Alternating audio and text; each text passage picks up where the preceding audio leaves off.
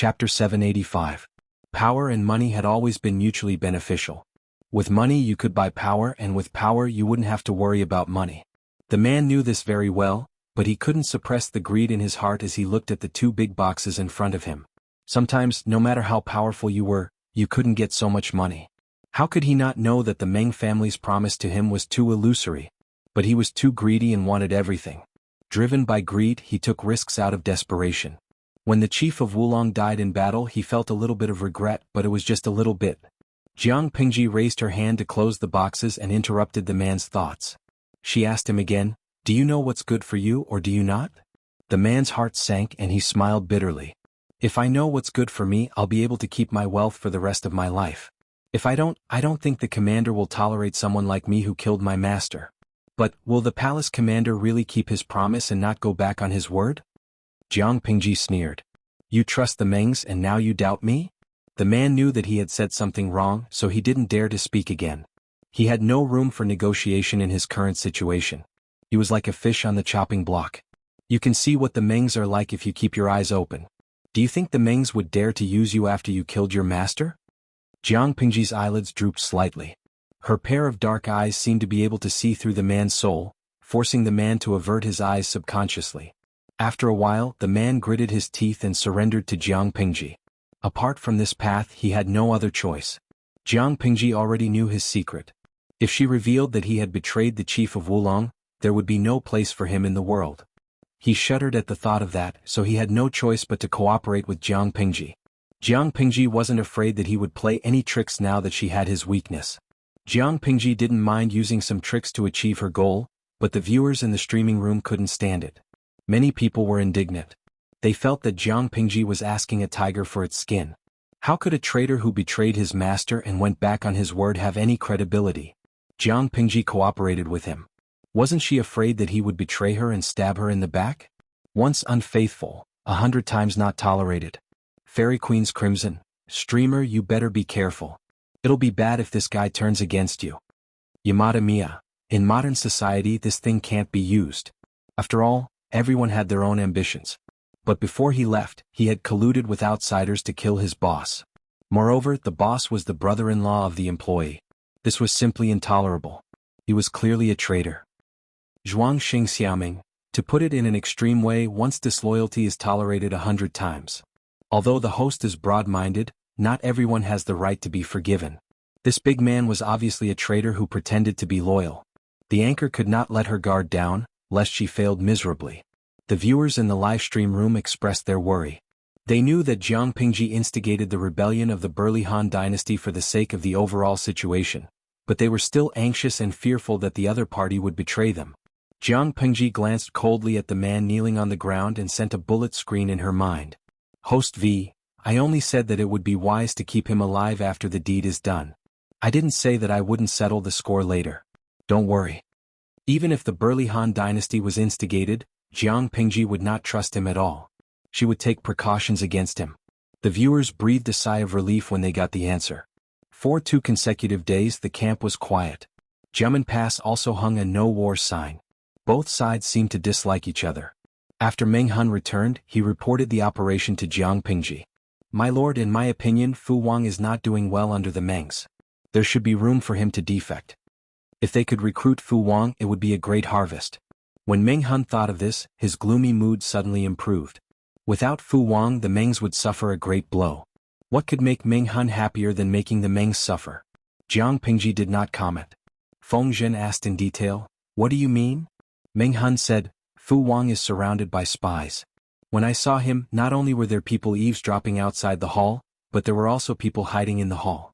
They looked like Fu Wang's personal guards, but from Fu Wang's attitude towards them, it was obvious that he hated and feared them." Feng Zhen shook his head. His wariness was not so easily dispelled. "Officer Meng, what you see can sometimes be deceiving.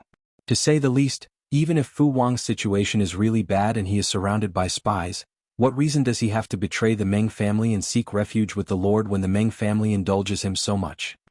As mentioned before, Fu Wang had caused trouble for the Mengs, but the Mengs had always granted him whatever he wanted. If Fu Wang defected to Jiang Pingji, could Jiang Pingji satisfy all of his demands? In other words, Fu Wang had a reason to defect, but he had no reason to defect to Jiang Pingji. Hearing this, Meng Hun broke out in a cold sweat. His mind cleared up. "Counselor, what do you mean?" Feng Jin shook his head and said, "If Officer Meng really thinks he can win Fu Wang over and secretly instigate him, he might fall into his trap." Meng Hun immediately apologized for his rash actions. Jiang Pingji raised her hand to signal him to stand up. She said calmly, "You can't be blamed for this. Zisher only mentioned one of the possibilities. But from this, it seems that Fu Wang is not an ordinary person. You can't let your guard down. When two armies fight, there is no mercy. It's not only a battle of strength, but also a battle of wits. If Fu Wang was an ordinary brute, the Mengs wouldn't have tolerated him until now.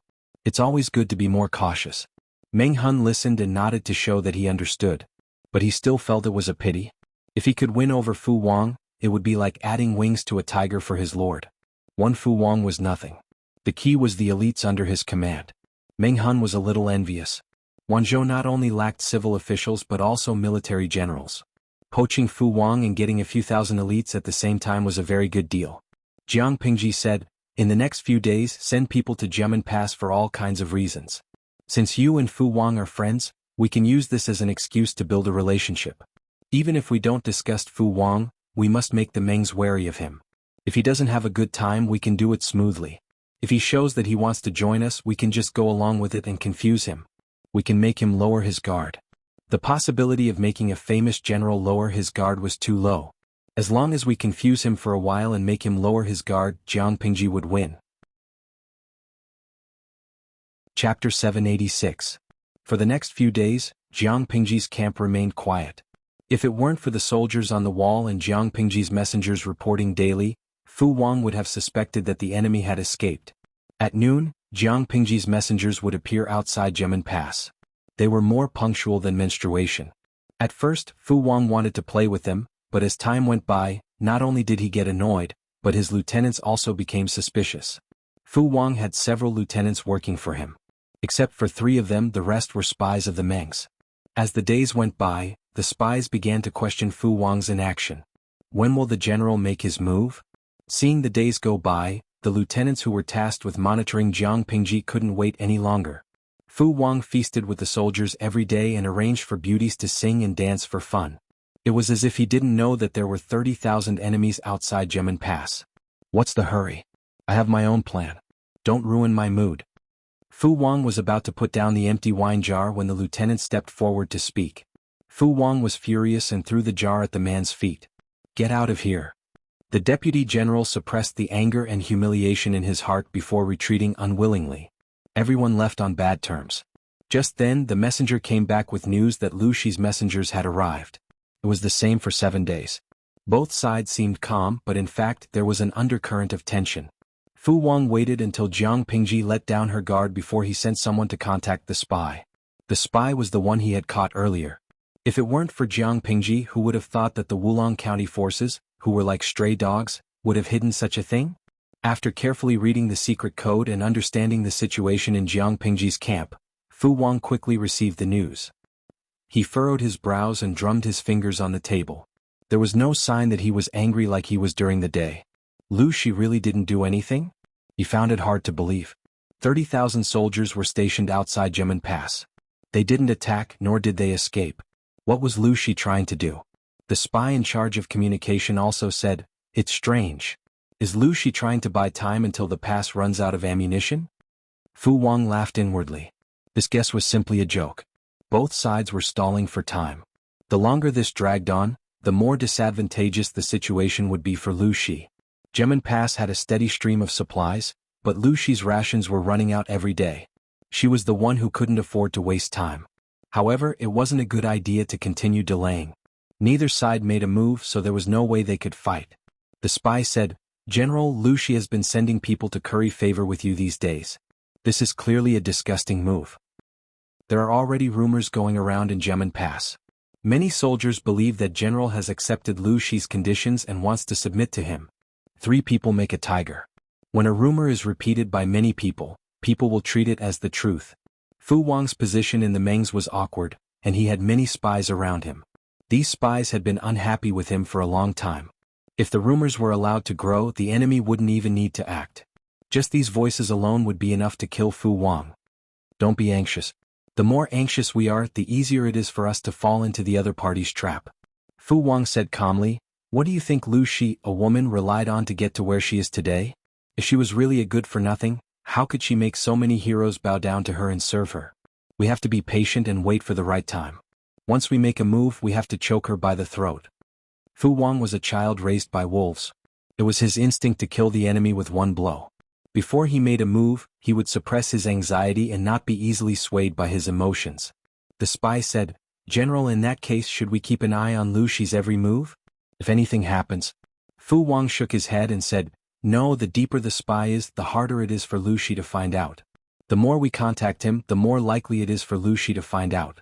Once exposed, not only will this pawn be useless, but we will also be in a passive position. The key pawn must be used in the most critical position.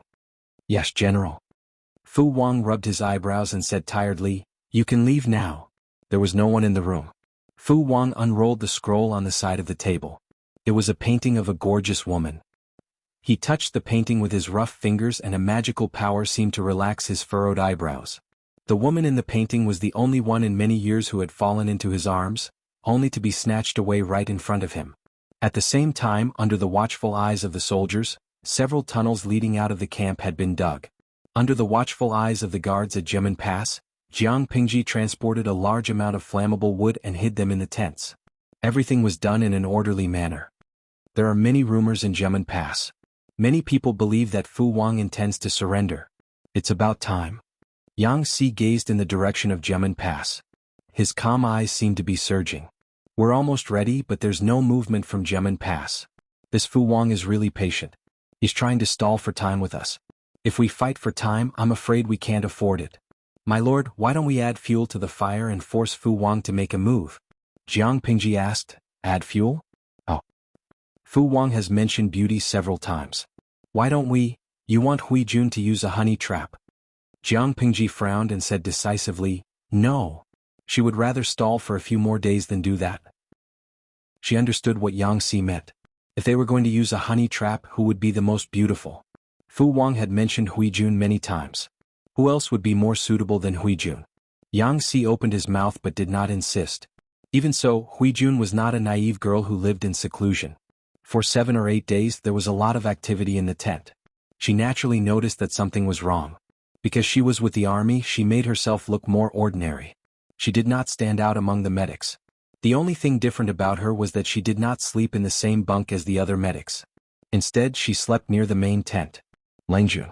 I heard that the general in charge of Jiamen Pass is called Fu Wang? Jiang Pingji did not restrain herself, and Hui Jun had some understanding of the political and military affairs outside. Yes. Hui Jun bit her lip and said, I heard that Fu Wang likes beauties? Jiang Pingji suddenly opened her eyes. Hui Jun almost jumped out of her skin. Who told you this? Hui Jun calmed herself down and whispered, I heard it from the wounded soldiers in Wulong County. Jiang Pingji pursed her lips. What a bunch of gossips. They're seriously injured but they still won't stop. Hui Jun was amused and helpless. Chapter 787. You don't have to sacrifice yourself like this. Jiang Pingji wanted to say, I don't have to, but thinking about Huijuan's feelings, she swallowed the word back into her stomach. She said, the situation is still under control. I know what I'm doing. You don't have to think too much. Huijuan's expression was slightly gloomy. Her brows were furrowed. Not only would men be reluctant to see her go, even women would feel pity for her. But Langjun. Other than that, I don't know what else I can do for you. After Jiang Pingji's rejection, Hui Jun seemed to be deflated and dispirited. She said softly, Langjun once said that you don't take care of useless people. I've been living like a princess all these years and I don't even know how to take care of people. If I were in the casualty camp, even the most ordinary medical soldier would be more agile and capable than me. Thinking about it carefully, my skin and flesh seem so lowly, as if I can only sell myself for a living. At the end of her speech, Huijuan's voice even sounded a little choked and embarrassed. For Huijun, her past was wound so deep that her bones could be seen. Her skin and flesh had already rotted and had maggots. Even if she used the best rouge and face powder to cover it up, the stench and pain still followed her like a shadow. She could deceive the eyes of others, but she couldn't deceive herself. Silly girl. Jiang Pingji sighed slightly. Even if you're just an idle person, I see you as my sister. Even if you don't do anything and just act as a rich and idle person, I can still afford to take care of you. So what if it's your past? With me around, who dares to say a word about it? A person couldn't be bound by the past. She admired and felt sorry for Huijun. Naturally, she hoped that she could focus on the future.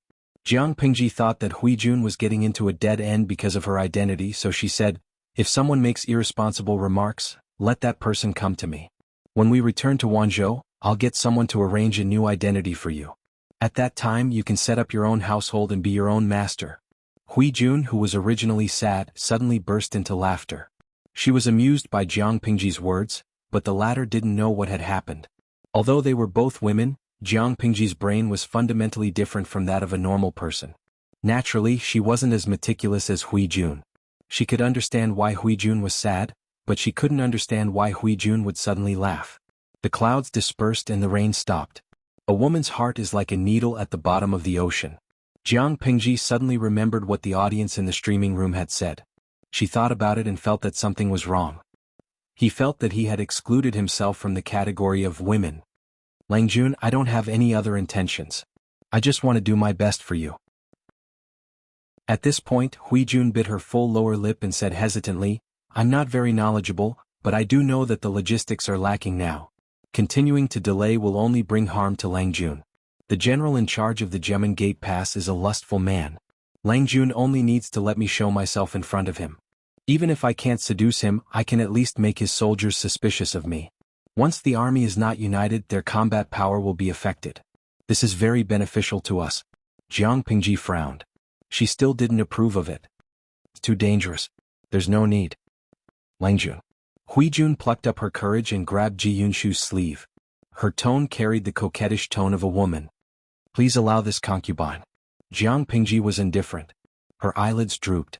Her words left no room for negotiation. No means no. Huijun was a little discouraged, but she knew that Jiang Pingji was cold on the outside and soft-hearted on the inside. She might agree to this kind of thing if she was tortured a little more. Why not? After all, she had volunteered. Jiang Pingji said, "Even though Captain Meng said that Fu Wang is a good man, a general on the battlefield and a man in daily life are two completely different concepts. The latter will show mercy out of kindness, but the former will only consider the overall situation. It's not an exaggeration to say that he is heartless. Even if you are his wife or concubine, he will not be soft-hearted when he needs to sacrifice you, let alone a woman sent by the enemy. You have read a lot of unofficial history of the previous dynasty. The ancestor of the Mengs, Meng Jing, was known as the White Dragon among men. In order to boost the morale of the defeated soldiers, he personally killed his concubines and used their flesh to cook food. Isn't this heartless enough? He is the god of war that history praises." Huijun's face turned pale. She knew what Jiang Pingji was worried about. As expected, if Fu Wang is a little more ruthless and kills you personally in order to stabilize the morale of the army and gain the trust of others, what will happen then? Beauty is indeed a weapon, but I hope that it can protect you and not become a double-edged sword that hurts you. You don't have to say anything more about this, I won't agree to it. Huijun had no choice but to run into a wall with Jiang Pingji. The next day she was about to go to the barracks when she coincidentally ran into Feng Zhen, who was feeling uneasy because of his alcohol addiction. Based on Feng Zhen's years of experience with women, he had long discovered that Huijun's appearance was fake. Under her plain and unadorned appearance she must be a peerless beauty. However, she stayed by his lord's side. Feng Zhen could only admire her from afar and guess at her true appearance. He didn't dare to flirt with her. "What's wrong with you, Lady Hui?" Feng Zhen saw that she had a troubled look on her face and couldn't help but ask. Who would dare to bully someone under his lord's protection? Huijun was immersed in her own thoughts when she heard someone call her. Her heart skipped a beat and she suddenly woke up. "Good morning, Mr. Feng." She was still dressed like an ordinary soldier. Seeing Feng Zhen walk 2 steps closer, Huijun's expression became more flustered. Feng Zhen frowned. He became more cautious and suspicious. Staying in this barracks, with the Lord's protection, who could make Huijun show an expression of unease? Did Lady Hui run into some trouble? Feng Zhen asked. Huijun thought about it and looked around. Her eyes signaled for Feng Zhen to step aside and talk. She told him about her worries, which made Feng Zhen look at her in surprise. "Mr. Feng?" Feng Zhen came back to his senses and said, "Lady Hui's worries are not without reason. Using beauty to sow discord is indeed a solution. Jiamen Pass was abuzz with discussion. Everyone said that Fu Wang wanted to pledge allegiance to the Lord. If a peerless beauty appeared now, even if Fu Wang had a mouthful of mouths, he wouldn't be able to explain himself. However, Lady Hui, think carefully. If you do that, not only will you be at a disadvantage but your life will also be in danger. In order to eliminate rumors, the best way was to kill the beauty who offered herself to him. From what Fu Wang had done in the past, he was quite ruthless. It was not impossible for him to destroy a beauty. Hui Jun gritted her teeth and said, "If I can share Lang Jun's worries, I am willing to do it. Please advise me on how to get Lang Jun to agree." Feng Zhen's expression became even more strange. He sighed and said, "Femme fatale." Hui Jun's expression froze. He hurriedly added, "I'm not talking about you, I'm talking about the Lord." Being able to make a good little girl sacrifice herself like this was more terrifying than femme fatale. "Lady Hui, come forward and talk. You only need to say this to the Lord." Chapter 788. Although Feng Zhen's style of doing things was unreliable, his brain was still reliable. Hui Jun did as he was told. Jiang Pingji sighed and agreed. One day the messenger from outside Jiamen Pass arrived. Fu Wang was about to ignore him when Fu Wang's mood plummeted as he looked at Meng Hun's bearded face. However, the messenger today was different. It wasn't Meng Hun. Fu Wang heard the messenger's report. Before he could say anything, the deputy general next to him mocked, "I heard that Lu Shi created a women's camp. Marching and fighting are obviously men's work. Why would he bring women to the battlefield? In my opinion, the so-called women's camp is full of tricks. They say they are soldiers who can fight, but who knows what kind of people they are. Now he even sent women as messengers." As soon as the deputy general spoke, the others all showed expressions of agreement. Women should not go to the battlefield. Women on the battlefield were not decent women. Since ancient times there had been no women in military camps. The women referred to the wives and concubines of the soldiers, who would bring their wives to war. As for prostitutes, they were not considered women in the eyes of the soldiers. They were just female animals. Fu Wang frowned.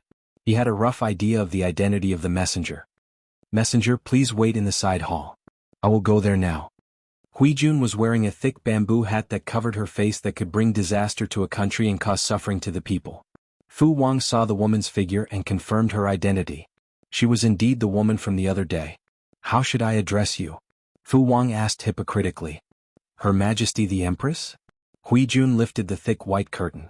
She sat upright on the right side and bowed to Fu Wang. "General, that's interesting. His Majesty is still very young. He is not even 20 years old. He is not married yet. How can there be an empress?" Fu Wang's dark eyes stared straight at Hui Jun, and he saw that there was a trace of astonishment in her eyes. He had guessed Hui Jun's identity, but she did not know that the general was Fu Wang, the commander of Jiamen Pass. After a moment of shock, she felt some hatred in her heart. Her beautiful eyes glanced at Fu Wang's hands and she calmed herself down. That day it was this person who had almost killed Lang Jun with an arrow in the back.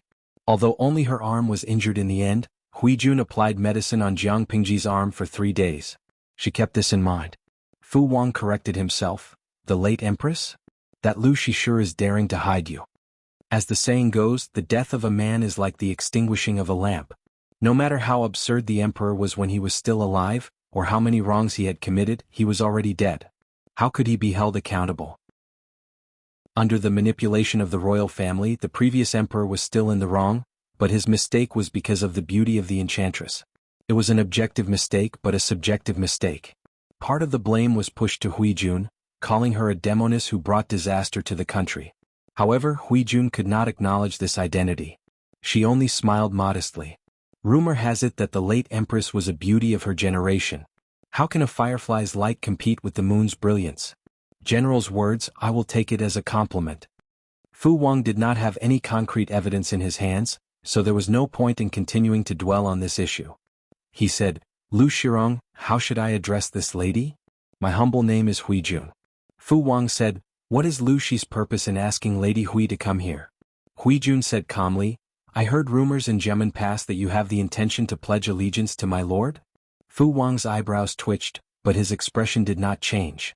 He said, "Lady Hui must be joking. I am loyal to my lord. Why would I betray him so easily?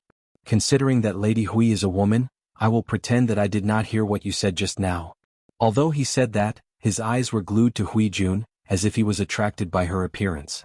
However, Hui Jun was used to seeing all kinds of looks. Fu Wang's acting skills could not fool her. "General, I am relieved to hear that." Hui Jun smiled sweetly, and her beautiful eyes seemed to be shining. "My lord was also shocked when he first heard this news. My lord also said that she admires you as an upright man. You have pledged allegiance to the Mengs, which is really casting pearls before swine. If it were not for the fact that we are in the middle of a war, I might be able to become your confidant. It's better for General to clarify this kind of rumor as soon as possible, lest the soldiers under your command become uneasy and hurt General's prestige." Fu Wang's smile was a little forced.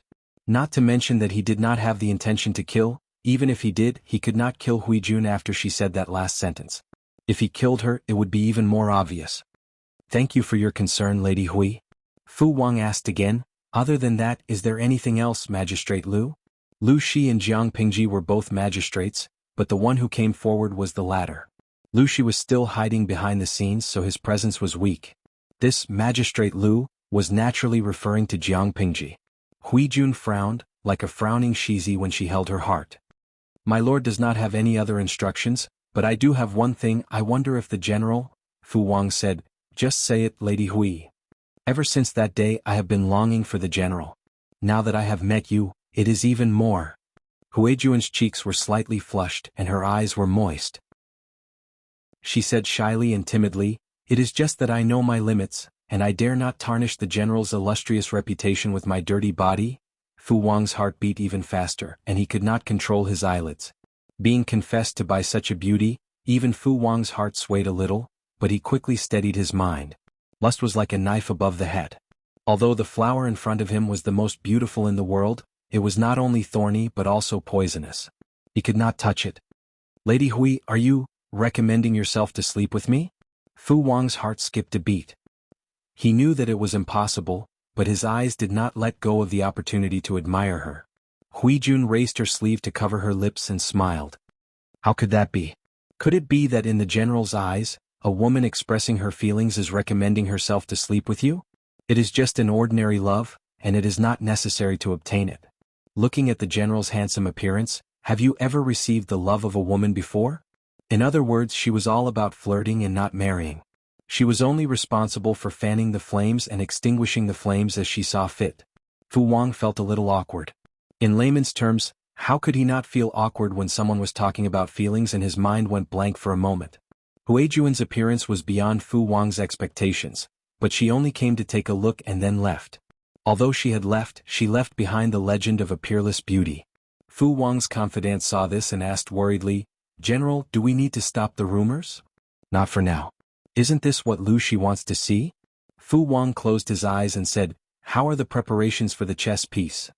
"We received news not long ago that the preparations are almost complete. Lu Shi has not noticed anything. After all, in the eyes of ordinary people, this chess piece was indeed buried very deeply. Who would have thought that the confidant of the late Wulong County chief was their spy?" For the next 2 days, Hui Jun took over Meng Hun's harassment work. Every day she would come to Gemin Pass for 2 hours before leaving. As the saying goes, 3 people make a tiger.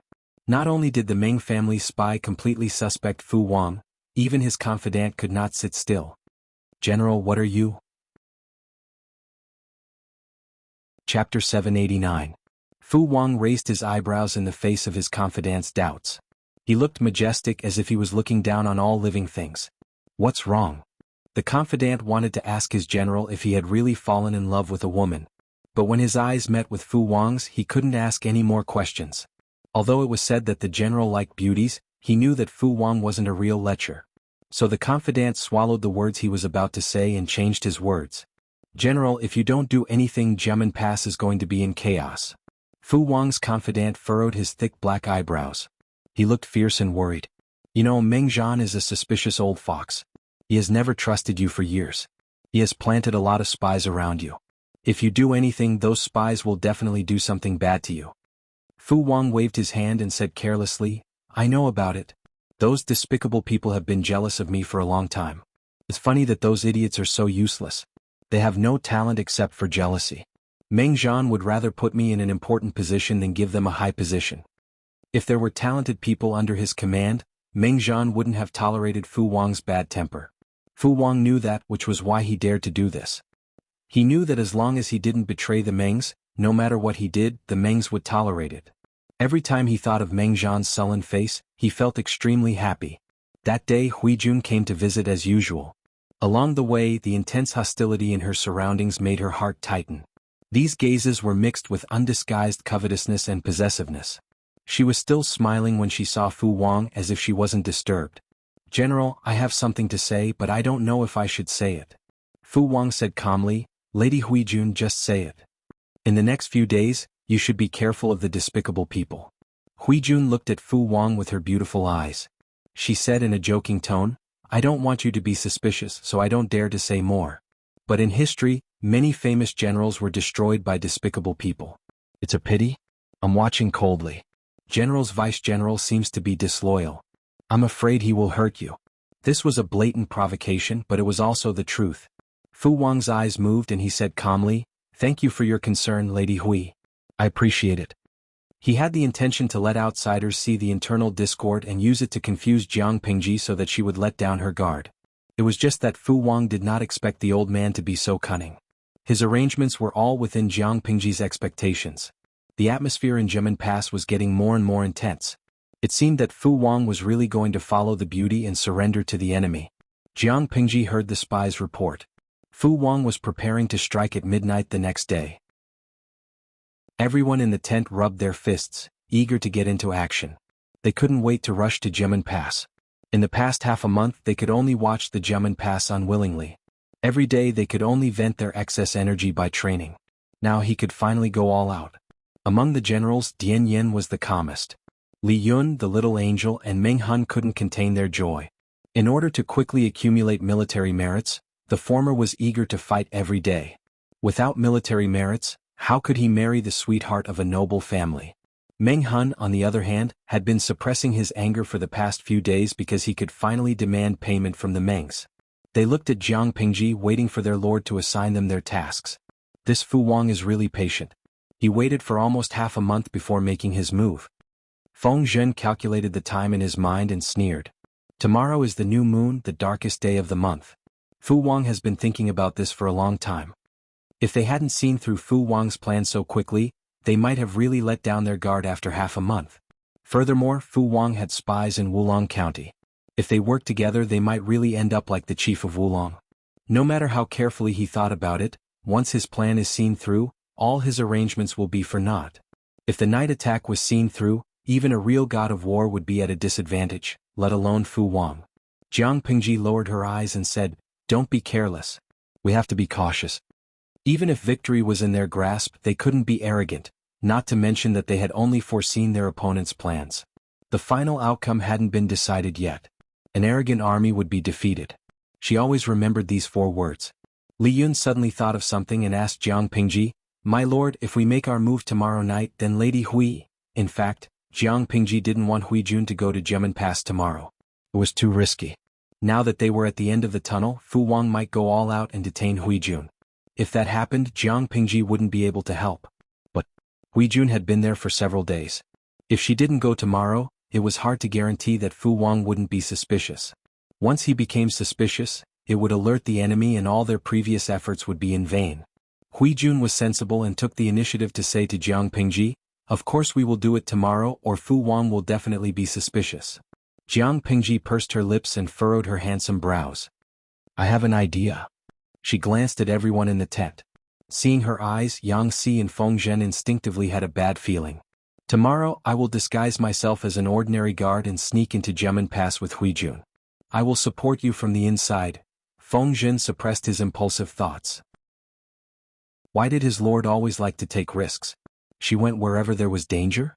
But my lord, if she had to take the risk, Feng Zhen would rather choose someone else. Jiang Pingji said, "Don't worry, Zisher. I dare to do this because I have confidence. Everything is more important than the big picture." Facing Jiang Pingji, Feng Zhen knew that he had no choice but to compromise. At this moment he missed the people in Wanzhou. If they were there, they might be able to stop his lord from courting death. Yang Si said, "My lord has made up her mind, so we can't stop her. If things go south, my lord, you should prioritize your own safety." Tomorrow night, Fu Wang will definitely sneak out of the pass with his elite troops. This is also when the defense at Jiamen Pass is at its weakest. We can split up our forces and send one group to wait for Fu Wang and his men to walk into the trap. The other group will take advantage of the night to sneak around and break through the pass. If my lord can make trouble in Jiamen Pass and make them panic, it will be easy to break through the pass. By the time Fu Wang returned, they would have already broken through Jiamen Pass and escaped without a trace. Her strategists had already taken a step back, so Jiang Pingji couldn't challenge their bottom line. Otherwise they would be furious. Chapter 790. On the first day of the new moon, dark clouds covered the sky. There was no moonlight at all. Whether it was Jiang Pingji's camp or Jiamen Pass, both sides were filled with tension. The smell of gunpowder was strong. Fu Wang's expression suddenly changed when he heard the news of Huijuan's arrival. The two deputies looked at each other. They had almost forgotten about this woman. One of the deputies said, "General, if that woman sees the movements in the pass, once loose she is on guard." Another added, "Yes, for the sake of the bigger picture we can't let her go." Fu Wang wanted to chase Huijun out so that she wouldn't see something she shouldn't see. Not only would it ruin his plan, but it would also bring her death. However, the deputy general had already spoken. Fu Wang couldn't show his selfishness. He said, "I know what I'm doing." Huijun was brought to the side hall. Even though her face under the heavy curtains was cold, she still calmed herself down. "General, it's only been a day. Why do you look so pale?" Huijun smiled naturally as if she didn't notice the unusual atmosphere in Jiamen Pass. She took small steps forward and was only a few feet away from Fu Wang. He could even smell her body fragrance. Fu Wang looked at Huijun seriously. His dark eyes were filled with undisguised strong emotions. "My soldiers are disobedient. It's a little tiring. I'm not feeling well today. I've made a fool of myself in front of you." Huijuan's heart tightened when she heard how Fu Wang addressed her. She didn't know if he did it intentionally or unintentionally. "I've told you before that some of your subordinates have ulterior motives. Could it be that they are the ones causing trouble and bringing trouble to the general?" Huijun listened attentively. She wasn't an innocent girl. Fu Wang's gaze at her today was very strange. Her heart skipped a beat and the look in her eyes changed. She looked at Fu Wang with deep concern. Fu Wang leaned slightly and asked her, "Are you worried about me, Lady Hui?" "I've said before that I've admired you for a long time." Huijun nodded shyly. She wasn't overly innocent, but she didn't seem to be fawning either. It tickled Fu Wang's heart. She was trying to seduce him. "Excienmu?" Fu Wang took the opportunity to catch Huijuan's outstretched hand. It felt warm and smooth to the touch. There was an indescribable feeling, as if a feather had touched the softest part of his heart. "Please speak frankly, Lady Hui. I am but a boorish person. It is inevitable that I will misunderstand." Huijun secretly wanted to withdraw her hand, but the other party's palm was like an iron hoop. She couldn't move at all. "The general is mighty and extraordinary. As long as it's a woman, which woman wouldn't like him? Do you really want me to say it out loud?" Towards the end, her tone had a sweet and numbing tone, which shocked Fu Wang so much that he almost couldn't hold her hand. Even though he knew that Huijun was lying, Fu Wang was still very happy. Apart from Jiang Pingji and the system, no one else knew that Huijun was capable of seduction. The so-called charm art was not just mind control in the ordinary sense. It was a very high-level mind interference that ordinary people would not be able to resist. Even Huijun herself didn't know much about it. She only knew that others were easily influenced by her, but she didn't know the specifics. Fu Wang laughed bitterly and his mind became clearer. He said, "Everyone says that the home of a gentle woman is the grave of a hero. I used to scoff at it, but now I understand that I'm too inexperienced. If the home of a gentle woman is Huinyangzi, few men in the world can resist it." Huijun asked with a smile. Her delicate body softened and she leaned against his chest. She asked meaningfully, "To me this is probably the most touching words of love. I wonder if the general is in the majority of men's group, or the few men group." The tip of his nose sniffed the fragrant body fragrance.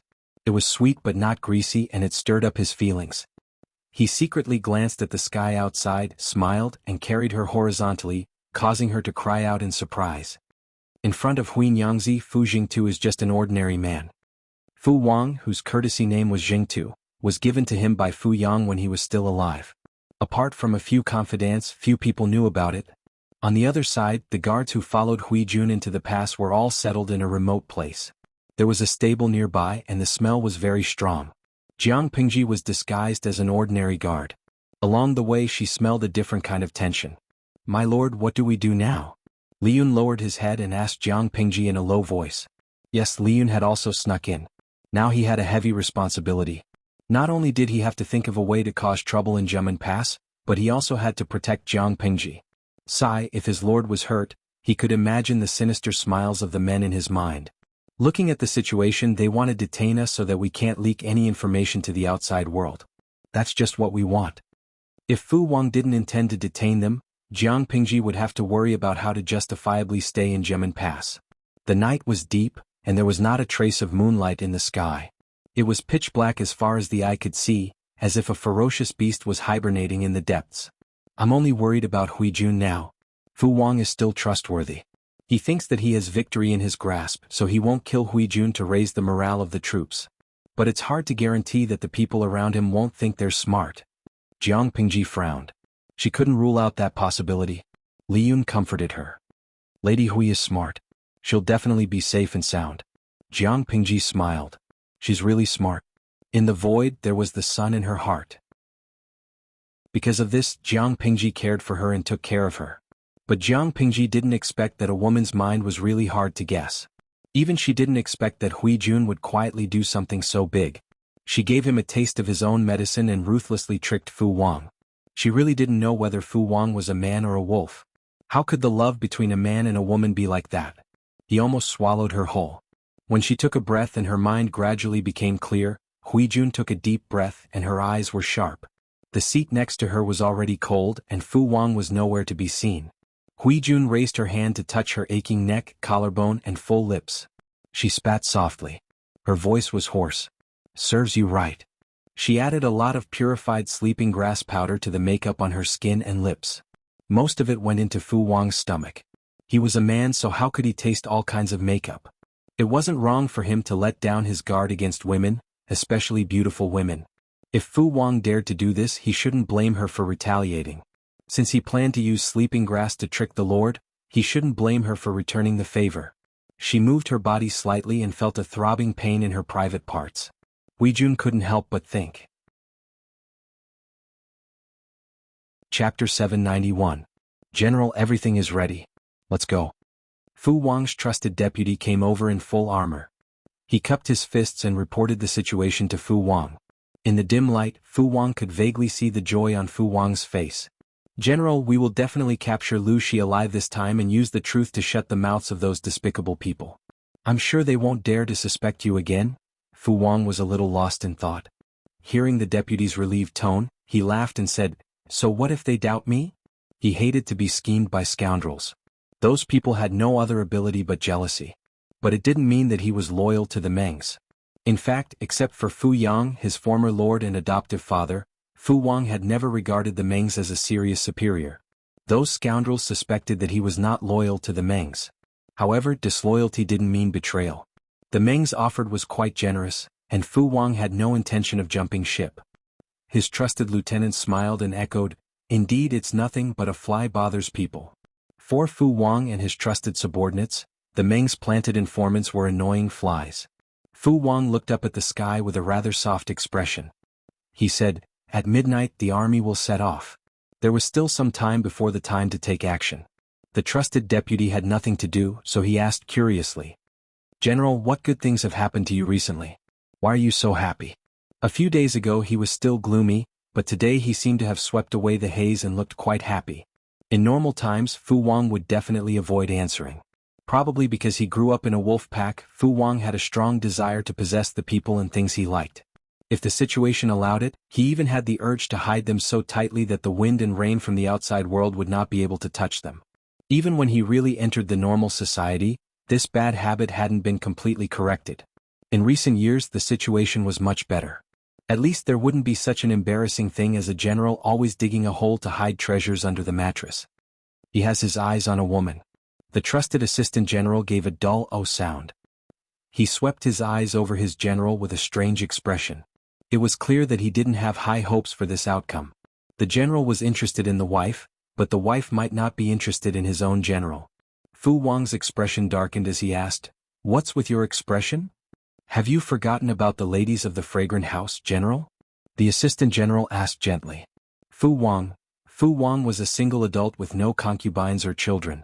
Though he was highly valued by the Mengs now, in an ancient society where bloodlines and origins were highly valued, no matter how a brat like Fu Wang could climb up and become a legend, he would still be looked down upon. Not to mention the noble ladies, even those poor and destitute women looked down on him. Fu Yang naturally did not want to see Fu Wang suffer, so the marriage was delayed until Fu Ju passed away from illness. Without a family to arrange for him, Fu Wang was alone. It was just that he also had the needs of a normal man. Logically speaking, such a golden bachelor should be the most sought-after object in the brothel. But the truth was, ever since the young and ignorant Fu Wang had been lured to a few brothels by Fu Jing's old subordinates, he had been despised. Using the words of the few flower maidens who maintained a dewy relationship with Fu Wang for a short period of time, serving such a man was like suffering. Oh, after learning of this matter, there was a period of time when Fu Wang's comrades looked at him strangely. Men, no matter how old or young, always cared about certain things. Even Fu Yang once made dirty jokes about Fu Wang, saying that he was indeed born brave. He was so yellow that he could not bear to look at him. He's a decent man. In other words, he wanted to turn over a new leaf, and did not want to talk about his dark history. The trusted deputy was quite surprised. His general's reaction was not right. It was as if he wanted to take him back to warm the Kong bed. Which family is she from? Gemin Pass was a remote and desolate place. What kind of beautiful woman could be bred from such a barren land? Could it be that his general did not like delicacies and preferred plain porridge and side dishes? You talk too much, Fu Wang said in a faint voice of disdain. The trusted deputy felt as if an arrow had pierced his heart. At this time, Fu Wang said with the horsewhip in his hand, "Just wait until you win against Lu Shi." The trusted deputy was so shocked that he almost fell off his horse. It couldn't be. Could it be that his general had fallen for Lu Shi? What a high standard. His taste was also quite strange. It was said that Lu Shi had disguised herself as a man for 18 years, but no one had seen through her disguise. It was obvious that she was a boorish man. The image of a bearded man whining shyly and pounding on his chest suddenly appeared in his mind. He could not accept it. Time passed quickly in the solemn atmosphere. Fu Wang never fought a battle without preparation. He had thoroughly studied the terrain around Gemin Pass. Even if it was dark at night, his army would not be disturbed. To be safe, he even wrapped the horses' hooves with cloth and tied their mouths to reduce the sound of hooves and snorts. In his eyes he was not only a man but also a wolf. No matter day or night, it was his home field. After some effort, Fu Wang had already led nearly 10,000 soldiers to Jiang Pingji's camp. Torches burned in the distance and he could vaguely see people walking around. The camp was quiet as usual. But for some reason Fu Wang's heart skipped a beat. He felt that something was wrong. However, the arrow had been knocked on the bow and had to be released. He had been planning for so many days and he could not let it go to waste. The trusted deputy was the first to notice his abnormality. "General, what's wrong?" the deputy asked in a low voice. Fu Wang shook his head and said, "I don't know why, but I feel that something is wrong." The trusted deputy frowned and said, "Could it be that scoundrel is causing trouble for you again?" Fu Wang had left most of his elites and trusted subordinates at Gemin Pass, and the soldiers he had brought with him were all close to the Mengs. He had no choice but to bring them with him for the sneak attack. The last time Fu Wang attacked Wulong County, he had brought Fu Wang's old subordinates, who were also his trusted subordinates. They had made a great contribution. The soldiers close to the Mengs were dissatisfied. They thought that Fu Wang was favoring them and discriminating against them because of the unfair distribution of military merits. It was no wonder that Fu Wang was unhappy because they were not his elites. No, they don't dare to be so bold. If they neglect their duty because of personal feelings, I will cut them down. The trusted deputy glanced behind him and said in a low voice, "Then why?" Fu Wang said, "I can't say. I just feel a little tired." As time went by, he even felt that his weapon, which usually did not weigh much, had become much heavier. It was not a good sign. If he was talking to an outsider, he would definitely not say that his condition and mentality were not good. But he did not have to hide it from his trusted subordinate. After saying that, before the trusted deputy could speak, he was stunned. If it were not for the darkness of the night, others would have seen his face turn red. Before the battle, he had hugged a beauty and done all kinds of shameful things. Was that why he felt tired? This reason? It would be embarrassing to say it out loud. Chapter 792. More than 10,000 troops split into several groups and sneaked toward Jiang Pingji's camp. Fu Wang ordered his men to shoot whistling arrows. Once they heard the order, they would attack the camp. The so-called whistling arrows were also known as whistling arrows. The soldiers tied a small bamboo whistle to the arrow shaft. The arrow shaft flew into the sky and made a sharp sound. It could be said that if Jiang Pingji hadn't seen it in advance, Fu Wang's move would have caught people off guard. It was a pity that Jiang Pingji was destined to be a stumbling block on Fu Wang's road to success. Not only could this stumbling block cut the legendary Fu Wang in half, but it could also give him a deeper blow. After the order was given, several troops rushed into Jiang Pingji's camp from all directions. Fu Wang rode the horse. The more intense the exercise, the more he felt his energy depleted. At first, he met with weak resistance, but Fu Wang took the lead and opened a path to the main tent like a god of death. The uneasiness in his heart grew stronger. Something was wrong. Fu Wang's eyes suddenly widened. The uneasiness in his heart grew stronger. He had to leave as soon as possible. General, it's a trap. According to their plan, Jiang Pingji's troops should be exhausted and weak. They shouldn't be sleeping like dead pigs. However, when their army rushed into the camp, there were only a few soldiers who rushed out. It was like an empty camp. The trusted assistant general rushed into a few larger tents and found them empty. Instead, there were piles of hay and dead branches on the ground. They had fallen into a trap. After coming to a conclusion, the trusted assistant general hurriedly reported to Fu Wang. The trusted subordinates of the Mengs were only thinking about making a great contribution. Fu Wang was panicking, but his face was calm and composed. Even if they had fallen into a trap, if even the general panicked, wouldn't the soldiers under him be in a mess? Get into formation and cover the retreat. No matter what Lu Shi had up his sleeve, the best choice was to leave as soon as possible. However, Feng Zhen and the others wouldn't give him the chance. They had been lying in ambush in the distance, secretly observing the movements of the camp.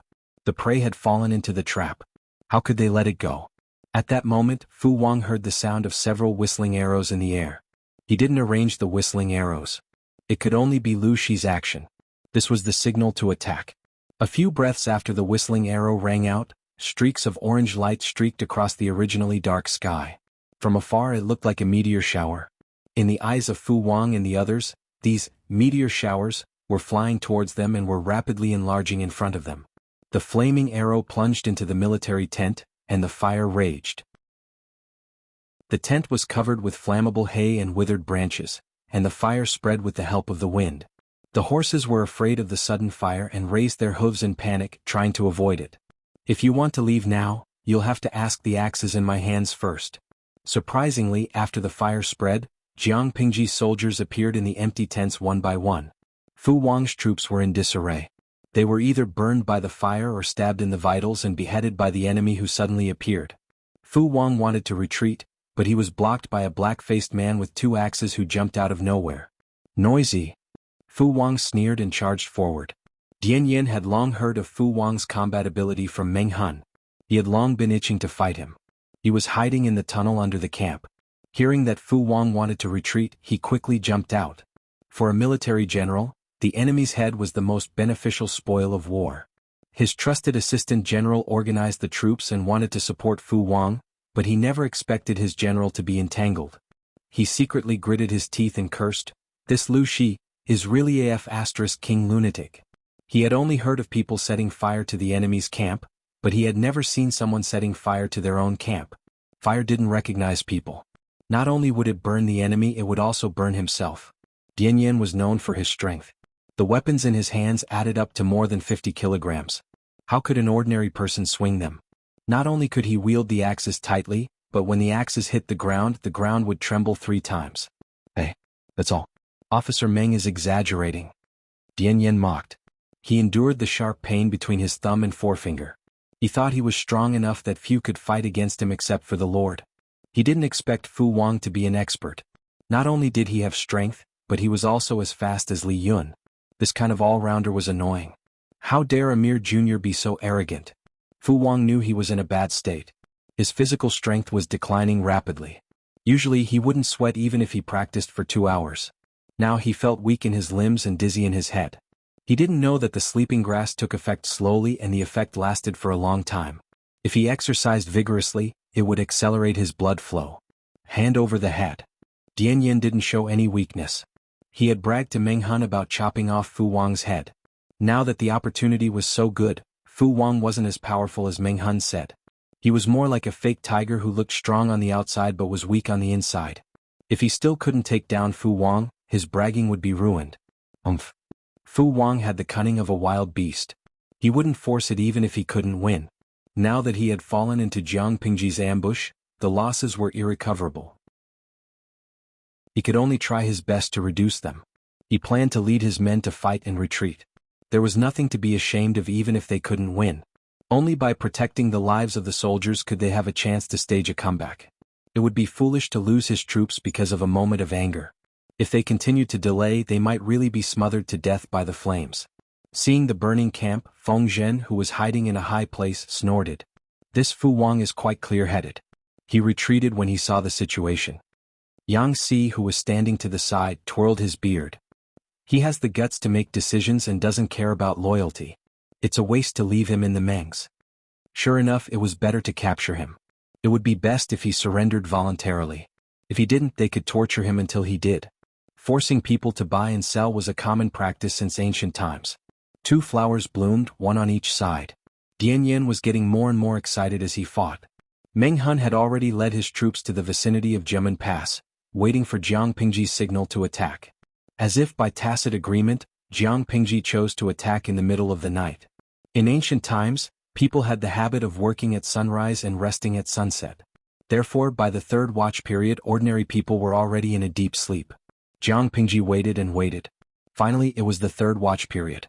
The patrolling soldiers had changed shifts. She nudged Li Yun, who was resting. It's almost time. Li Yun received the order and gave the other guards a look. More than 100 of them perked up. There was going to be a tough battle ahead of them. Jiang Pingji took out her long knife and killed the guards outside. She jumped over the wall and left the yard. Li Yun hurried to catch up. Jiang Pingji and the others didn't know the layout of the buildings in Jiamen Pass, but she remembered the way back. As long as they retraced their steps, they would definitely reach the gate of Jiamen Pass. Chapter 793. On the other side, Meng Hun led his troops to avoid the enemy and sneaked toward Jiamen Pass. They and Jiang Pingji had agreed to use the whistling arrow as the signal to attack and concentrate their forces to break through the pass.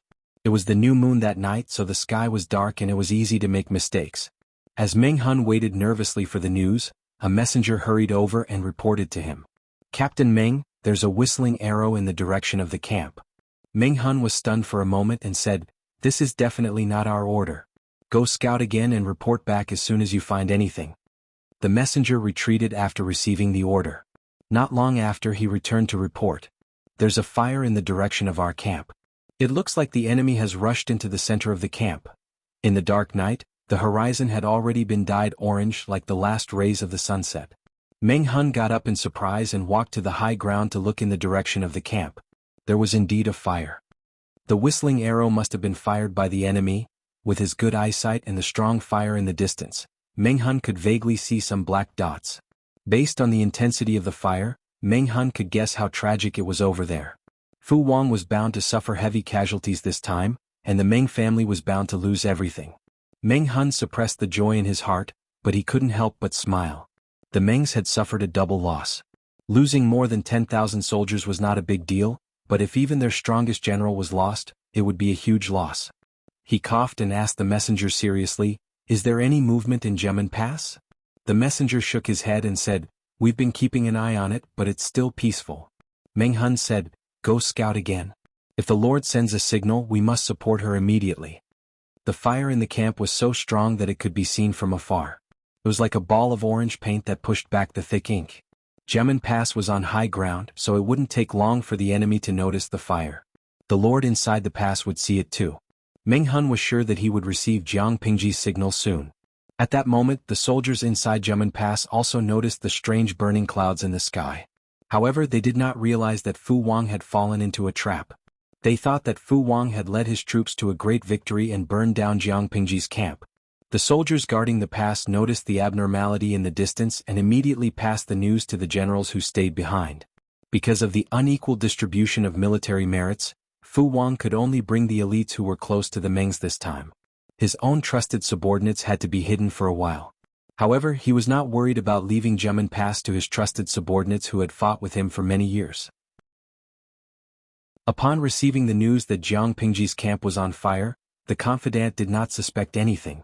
His thoughts were similar to those of the soldiers. He couldn't be blamed for being careless. Ever since Fu Wang entered the battlefield, he had never been defeated. Because Fu Wang was born to be brave and strong, other people always thought that he was a brute with only muscles and no brains when they saw his appearance. In fact, he was not. This person was cunning and paranoid. He had always viewed war as hunting and was very patient when waiting for his prey.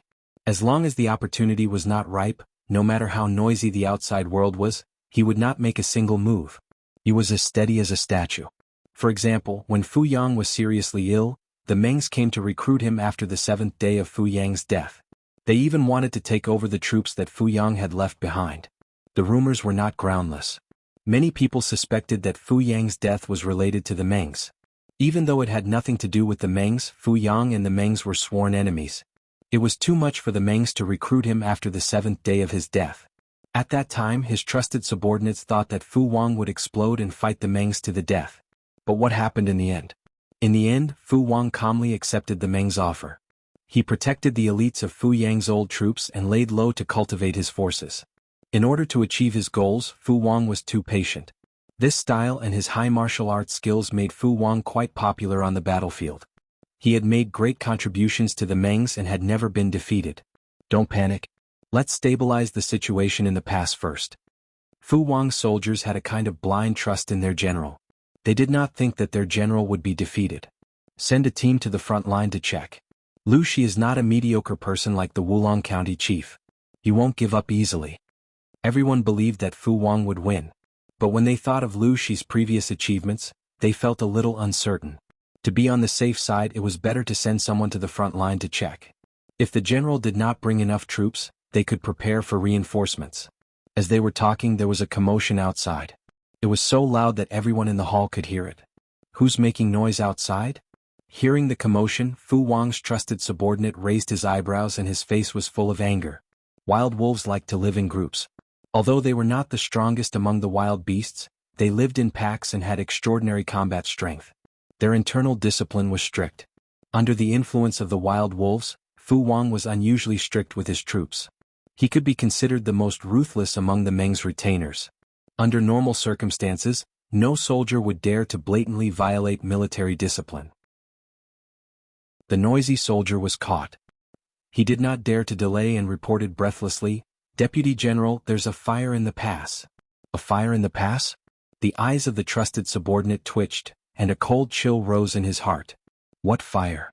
He strode out and looked down from a high vantage point. Sure enough, there was a fire in Jiamen Pass. Who is the arsonist? The soldier answered, "We don't know yet. The fire was already burning when we found it."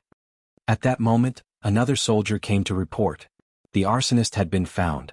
"Deputy General, the guards sent by Lu Shi are rebelling. They are heading toward Guanmen." What?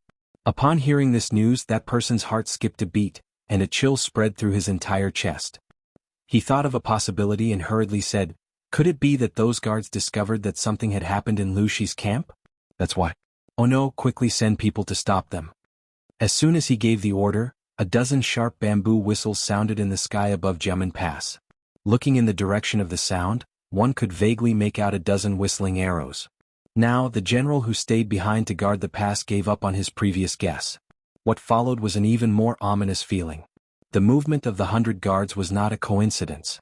They did not act after seeing the change in Lu Shi's camp. It was clearly premeditated. Thinking of this, he hurriedly ordered the soldiers to stop Jiang Pingji and the others from approaching Guanmen. Report. The messenger dragged his voice and rushed over on horseback. He did not even catch his breath when he got off his horse. He hurriedly cupped his hands and knelt on one knee. "Deputy General, a large number of enemies suddenly appeared outside the pass. The number is unknown." The general who stayed behind to guard the pass turned pale. He subconsciously looked at the orange burning cloud in the sky. This is Lu Shi's evil plan. Oh no, the general is in trouble. The sudden fire in the pass, the guards sent by Lu Shi rushed to the pass, and an unknown number of enemies appeared outside. It was clearly premeditated. If that was the case, it meant that Lu Shi had not fallen for the general's plan. Instead, it was the general who had fallen for it. Gather the troops and face the enemy. Chapter 794. For that night, not only did Fu Wang make ample preparations, but Jiang Pingji was also armed to the teeth. Meng Hun led his troops and brought a large number of siege weapons. He wanted to take down Jiamen Pass in the shortest time possible and end the battle as soon as possible. The enemy had the advantage of occupying the pass. Jiang Pingji had 30,000 soldiers, most of which were Lu Shi soldiers. Logically, there was no need for a clear division between father and daughter, but the two armies trained differently and the soldiers didn't have enough time to adapt to each other. Jiang Pingji knew that if she couldn't take down Jiamen Pass in a thunderous manner, it would be a Pyrrhic victory even if she could win when the enemy recovered and reorganized their forces. To her, it was a complete failure to achieve victory after losing a large number of troops. Wanzhou was a large territory with few soldiers. She had no other assets other than money. If she lost a large number of soldiers at Jiamen Pass, she would be in a difficult situation when she returned to Wanzhou. Li Yun watched his lord wander around the battlefield. He was tired, but at the same time he had the urge to compete with her. The 100 or so guards were all elites of the army. Individually they were very strong. They skillfully formed a small formation of 100 men and advanced toward the gate of Jiamen Pass like a killing machine. They attracted the firepower of Meng Hun, who was outside, and he shared the burden for them. With the enemy attacking from within and without Fu Wang, the soldiers at Jiamen Pass were in a state of chaos and were routed like a mountain. Due to the narrow terrain of the nearby alleys, the enemy was unable to encircle and annihilate them on a large scale. This was very advantageous for Jiang Pingji and the rest. She and Li Yun's eyes were red from the killing. The weapons in their hands were already dyed red with fresh blood. Flesh and broken limbs filled their vision. Apart from the sounds of fighting, screams, clashing armors, footsteps, and the sound of weapons piercing flesh, there was almost no other sound. Although she wasn't strong, she was shockingly strong. She held her spear horizontally and single-handedly pushed more than a dozen people in front of her a few meters away. Li Yun attacked from behind. Li Yun used the whistling arrow as a signal to inform the enemy of their location. He also set fire to the place to cause trouble. However, more and more enemies were surging toward them, and the situation was getting worse. "My lord, there are too many enemies." Li Yun's armor already had a few cuts. Although he was not injured, he looked as if he had just floated in a sea of blood. He was in a sorry state. "I don't care. Charge." There were only about 100 of them. If they did not use their rising momentum to fight their way out, they would only be drowned by the waves of enemies. Jiang Pingji said calmly, "Han Mei, send 2 more people to cover me." In terms of combat power, Jiang Pingji could beat everyone by herself, but compared to her combat power, her defense was far weaker. In gaming terms, she was an all-round cloth-armored class that could engage in melee combat and long-range attacks. Her only weakness was that she was fragile. No matter how strong she was still a human. Her body of flesh and blood could not defend against swords, spears, swords and halberds. If it was her in the past, the situation would be different. A normal bullet hitting her would be equivalent to a mosquito bite. Li Yun did not hesitate and hurriedly picked 2 people to cooperate with Jiang Pingji's actions. Then he knew his lord's true colors on the battlefield. She was like the god of death who had descended. From the beginning of the charge until now, a quarter of an hour had passed. The high-intensity battle made Li Yun feel tired. On the other hand, his lord's situation was completely different. Her previous actions were just a basic warm-up. As time passed, not only did she not feel tired, but she charged and killed more and more fiercely. The enemy's heavy armor for defense was as thin as a piece of paper in her eyes. She alone killed so many enemies that they were afraid and did not dare to advance. Hold the shields and form a formation. Jiang Pingji killed for a while. She seemed to have a premonition. She used violence to force the enemy back and retreated at the same time. She commanded loudly. The other guards hurriedly raised their shields and formed an iron tortoise formation. Their defense was impenetrable. The arrows that flew from afar hit the surface of the shields. "Advance. Crush them." While the audience in the streaming room was excited and the soldiers were confident because of her, Jiang Pingji was still so calm that it made people's hair stand on end. Everyone stepped on the corpses of their comrades and countless enemies to advance. The audience in the streaming room was used to Jiang Pingji's charging stance, but most of the time it was scenes of her fighting on horseback. It was rare to see her fighting on land, especially in such a violent way. Jiang Pingji fought on horseback. The audience's gaze followed her rapid movements. Most of their attention was also attracted by her figure. Their hearts were swayed by this young general dressed in red and silver armor. They rarely paid attention to the enemy soldiers who had fallen from their horses. When she relied on her legs and charged forward step by step, the audience's attention was involuntarily attracted by the enemy's corpses. Crush, advance, trample. The ground under her feet was not mud or bricks. Instead, it was corpses that were still steaming hot. At this moment, the audience was strongly aware of Jiang Pingji's other identity, the butcher. They continuously used whistling arrows to inform the outside. Meng Hun organized the attack and tacitly concentrated the troops in that direction. They worked together from the inside and outside. It was not only to coordinate, but also to coordinate with each other to share the enemy's firepower and destroy their psychological defenses. Jiang Pingji was a technical expert. She also had Zhang Ping, a member of the Mahist family, by her side. Meng Hun ordered his men to push up the arrow towers. Not only did they build ladders from the ground, but they also built ladders from the sky. The cloud of arrows and catapults were already in place. They fired several cannons at the top of the wall. Gemin Pass was indeed a dangerous pass.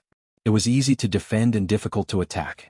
Even though Meng Hun had made ample preparations and had the upper hand, once the troops inside the pass were united, he would not be able to gain much advantage. Even so, Meng Hun had no way to retreat. He could only attack with all his might. If he could not break through Gemin Pass tonight, he would have to atone for his sins with his death. What? Didn't they see the whistling arrows flying above Gemin Pass? Their lord was still in the city. If they failed to break through, Jiang Pingji would die sooner or later. Meng Hun thought about it carefully. Their lord's death was caused by his incompetence. How could he live? Attack. In fact, when the troops inside the city realized that they had fallen into a trap and that their general was likely to be ambushed, their morale was already shaken. The general who stayed behind to guard the city had some reputation in the army, so he could barely keep the situation under control. However, Meng Hun's attack was too fierce. Both sides had only attacked the city for one round, but the number of casualties kept rising. The huge pressure formed a thick cloud that shrouded every soldier's heart. To add fuel to the fire, there were fierce tigers outside the city and fierce wolves inside the city. Jiang Pingji's whistling arrows could not only inform Meng Hun, but also put pressure on the enemy's psychological defenses. Chapter 795. Useless fools. Not even 100 men can stop them. The general who stayed behind to guard the place was burning with anxiety, and his rage almost overwhelmed his rationality. The battle outside the city was fierce and it was nighttime. The longer the two sides fought, the greater the loss. In comparison, the mental pressure of the soldiers at Gemin Pass was far greater than that of the troops outside the city. The stone cannons of the catapults were fired as soon as they were ready. Every time they hit the wall would shake violently. The soldiers on the wall had the illusion that the Gemin Pass, which was usually impregnable, was about to be torn down by a violent demolition team. Of course, it was just an illusion. Gemin Pass was known as one of the most dangerous passes in the world. It was not that easy to demolish it. However, the huge stones rained down from the sky like a meteor shower. Not only did they hit the wall, but they also smashed into the city. Because of the whistling arrow, Meng Hun ordered the cannoneers to avoid that area. As for the other areas, smash them. Arrows rained down like a tide, stones filled the sky, and ladders were set up outside the city. Soldiers carried shields to block the stones and slowly climbed up. Under the cover of dozens of catapults, the soldiers on the wall did not have the energy to stop the enemies who were trying to climb up the wall. Deputy General, bad news? The enemy is closing in on the gate. Stop them. Are we going to watch them open the gate from the inside? The general felt like he was about to explode. His general had fallen into a trap, and his life was in danger. The enemy was pressuring him from both inside and outside the city, and he was almost out of breath. But he still had a bottom line. People could die, but Gemin Pass could not be lost. Even with Jiang Pingji's help, they were still in a dangerous situation after losing the narrow terrain.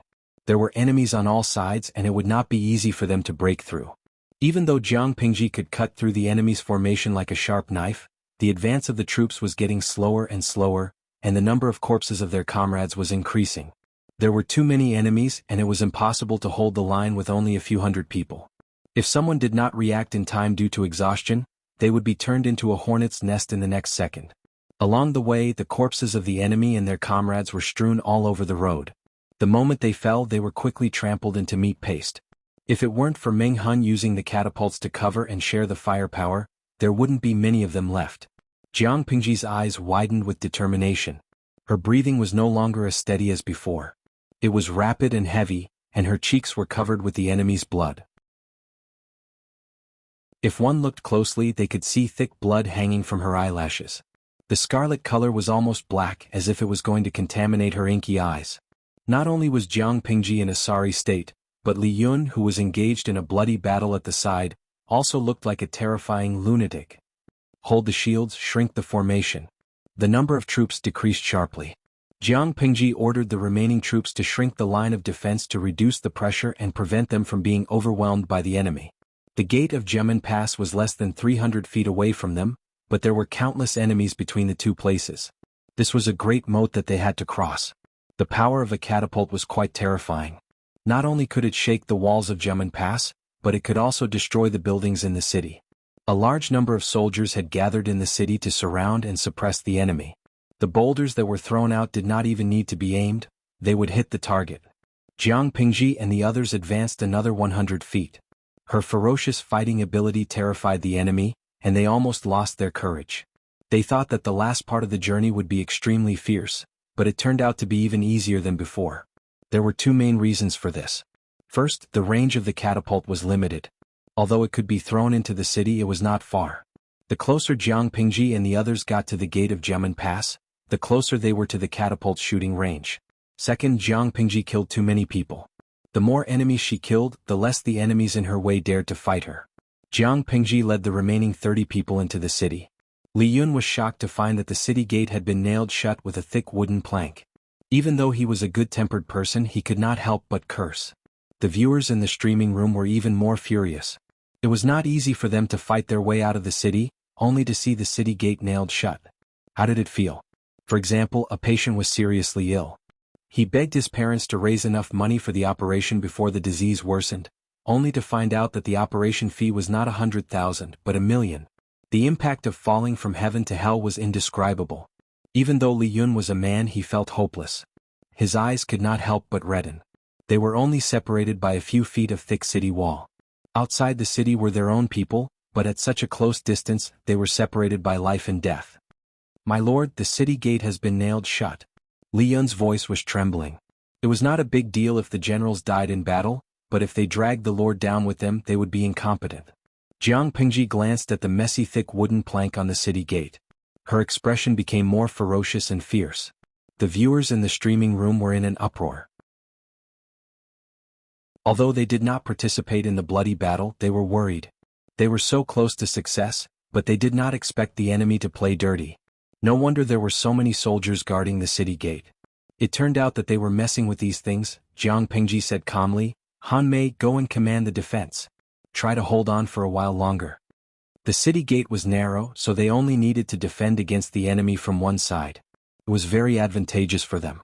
However, no matter how advantageous it was, they could not hold on for too long. Jiang Pingji bore the brunt of the energy consumption, but the other soldiers were also under a lot of pressure. She could operate like a machine for a long time without her condition deteriorating, but the others could not. "Yes, I will." Li Yun agreed. Even though he did not know what Jiang Pingji was going to do, his lord gave him a great sense of security. What was Jiang Pingji going to do? Tear down the city gate with her bare hands. At that moment, Meng Hun, who was outside the city gate, felt his heart palpitate. He had not heard his lord's warning arrow for a long time. It was either inconvenient or, thinking of the latter possibility, Meng Hun hurriedly suppressed this terrifying thought. Impossible. My lord will definitely be blessed by the heavens. At that moment, Meng Hun was extremely regretful. Why did he not strongly dissuade and stop his lord when she was courting death? Gemin Pass was indeed a dangerous pass. Even such a fierce attack could not take down the city wall. The more it was like this, the more anxious he became. The enemy soldiers inside the city were worried about their commander. Wasn't Meng Hun also worried about his lord outside the city? He could only order the attack to continue, his heart filled with apprehension and hope. It was at that moment that the general who stayed behind said fiercely, "They must be killed." He had ordered his men to temporarily seal the city gate. He was prepared to catch Jiang Pingji and the others like turtles in a jar. At that moment, there was a violent tremor under their feet, followed by the sound of the city gate being attacked. Are these people using siege weapons? If that was the case, it would be interesting. The enemy's allies were inside the city gate, so they could kill each other. Chapter 796. It wasn't a siege weapon? If it wasn't a siege weapon, why was there such a huge commotion? The general was stunned. Did Lu Shi's army have a siege weapon that was even more powerful than the catapults? Before he could recover from his shock, another crash came. Amidst the shouts and screams, the sound of the gate breaking was particularly clear. He was about to ask when he saw a messenger running up the wall. His expression was one of shock and horror. Bad news, Deputy General. The enemy broke the gate with their bare hands. The night was dark, but torches were lit inside the Gemin Pass so they could see clearly. Even though the surroundings were in chaos, they could still see the situation inside the city. That death god had actually smashed the city gate from the inside out, creating a crack in it. With the first impact, the thick wood sealing the gate broke and the thick and heavy gate cracked, extending out like a spider web. With the second impact, the gate broke open. Not only were the guards inside the city shocked, but the soldiers outside the city were also stunned. Jiang Pingji quickly tore down the heavy gate. She gathered her chi in her dantian and shouted, "The gate is broken. Break through immediately." She used a special technique to make her voice reach Meng Hun's ears. He recognized the owner of the voice and was so excited that he almost cried. He immediately led the troops to help Jiang Pingji. The gate of Gemin Pass had been broken, and the scales of victory were completely tipped in their favor. With Meng Hun's troops, Jiang Pingji and the others escaped. The enemy troops inside the city were in chaos. The general who stayed behind almost fell when he heard the news. He couldn't help but feel dizzy. Gemin Pass could not be defended any longer. Not long before the fall of Gemin Pass, Feng Zhen and the others had also won a great victory. They had killed more than 2,000 enemy soldiers, severely injured or burned to death, and the remaining 2,000 soldiers had all become prisoners. More importantly, they had captured the enemy's commander, Fu Wang. Deputy Commander Dian, you captured the enemy's commander alive. This is a great achievement. Faced with this result, Feng Zhen was both surprised and pleasantly surprised. He praised Dian Yen profusely. He had been wondering if he could capture Fu Wang alive, but he didn't expect Dian Yen to actually do it. Yang Si also smiled and congratulated him. Then he went back to what he had to do. After reorganizing the troops, he still had to support Gemin Pass. Dian Yen, the one who had made the contribution, had a sour expression on his face. This detail made Feng Zhen suspicious. Vice Commandant Dian? Dian Yen snorted heavily and said, "An unfair advantage." Feng Zhen's smile faded slightly. He said, "The art of war is the art of deception. We have never paid attention to such pretentious, fake things." Hearing Feng Zhen's words, Dian Yen knew that the other party had misunderstood. He wasn't saying that the strategist's strategy was too sinister and that he had an unfair advantage. Dian Yen said, "That Fu Wang is very strange. If not, this general would not have been able to capture him alive." Although he said he was captured alive, his face was somewhat red. Obviously, Fu Wang had been affected by the smoke and had somehow fallen into the bonfire. Fortunately, Dian Yan's actions were quick, and Fu Wang's body was wrapped in heavy armor, so the fire did not really burn him. The battle had just subsided when Dian Yen saw the medics treating the wounded. He asked the military doctor to take a look at Fu Wang. What was the result? Fu Wang had consumed a lot of sleeping grass, so he was tired and his strength was probably not even half of his peak. That was why Dian Yen had taken advantage of him. Hearing Dian Yan's words, Feng Zhen smiled and said, "Good luck is also strength. Vice Commandant Dian, why are you so conflicted? After all, you were the one who captured Fu Wang alive, not someone else. You can't deny this credit. This Fu Wang is still very useful to my lord." Dian Yen initially wanted to cut off Fu Wang's head, but he considered the bigger picture and did not do it in the end. A commander was different from an ordinary general. If he could be captured alive, his value would be much higher than a dead man. Not only could Dian Yen not kill Fu Wang, he had to make sure he was well taken care of. Even if he was a captive, people were divided into different ranks. On the other side, the situation at Gemin Pass was hopeless. All sorts of bad news had crushed the morale of the defending troops. More importantly, their commander might have met with misfortune. To them, the commander was their backbone. Once he died in battle, their morale would fall to rock bottom. Meng Hun and Li Yun led the troops into Gemin Pass. As for the troublesome lord? Please don't be reckless anymore. My little heart can't take this kind of stimulation. As they wished, Jiang Pingji did not show up during the final stages of the siege. The wounds on her body were only bandaged with a piece of cloth. Although she did not show up, she did not stop there. She led a group of people and rushed into the center of Gemin Pass. Along the way they occasionally encountered enemy soldiers who were fleeing in panic. If they resisted they would be killed. If they surrendered they would be tied up. Where did Huijun go? Gemin Pass was in chaos that night. Huijun would be in a dangerous situation. If she was unlucky enough to meet those soldiers who did not care about their lives. Thinking of this, Jiang Pingji could not help but quicken her pace. She rushed directly to Fu Wang's former residence. Huijun was well versed in the ways of the world. She was calm and intelligent. She was not one of those reckless, naive girls. It was chaotic outside.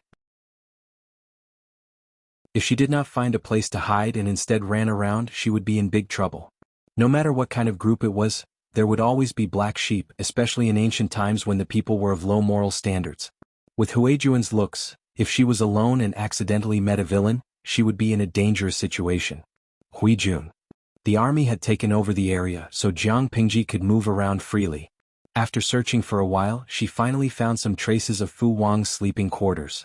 Looking at the scattered hairpins and clothes on the ground, Jiang Pingji's face suddenly darkened. Her eyes were full of murderous intent. At that moment she heard Huijun's timid voice. "Is that Langjun?" Jiang Pingji followed the voice and finally found Huijun in a very secluded corner. "Who did this?" Jiang Pingji's voice was cold as if ice had been mixed in it.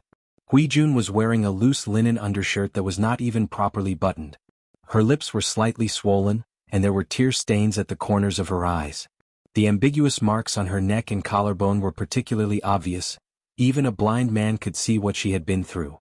"Who did this?" Jiang Pingji asked again when Huijun did not answer. Only then did Huijun move her stiff and curled legs.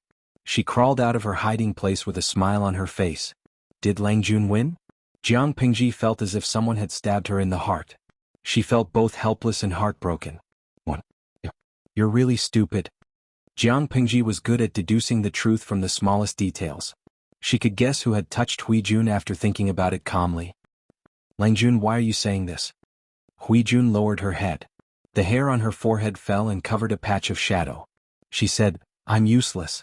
After thinking about it, it seems that this is the only way I can help Langjun. Moreover, I did it willingly. It's not okay even if I did it willingly." She was a person, not a commodity. Huijun sighed. She said, "Langjun, to tell you the truth, I really don't feel wronged. Others don't say anything about my situation, but what would they think? I know very well. I can't marry anyone in this life, and it's even more impossible for me to be a concubine. But if I'm alone for the rest of my life, I feel that the days ahead are long and unbearable.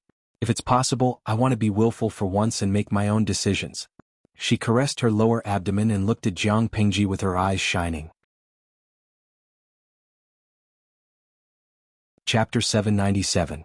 If this is really your idea, I will respect your choice. Jiang Pingji sighed. She was not a person who liked to force things. Everyone had their own choices. Since Huijun had chosen this path, she could not arbitrarily ask her to change it. Huijun's gaze was gentle. She nodded at Jiang Pingji and thanked her. "Thank you for your understanding, Langjun." To be honest, Huijun did not lie against her will this time. She really wanted to give birth to a child of her own. When she was young, she was ignorant and did not know what it meant to lose the ability to have children.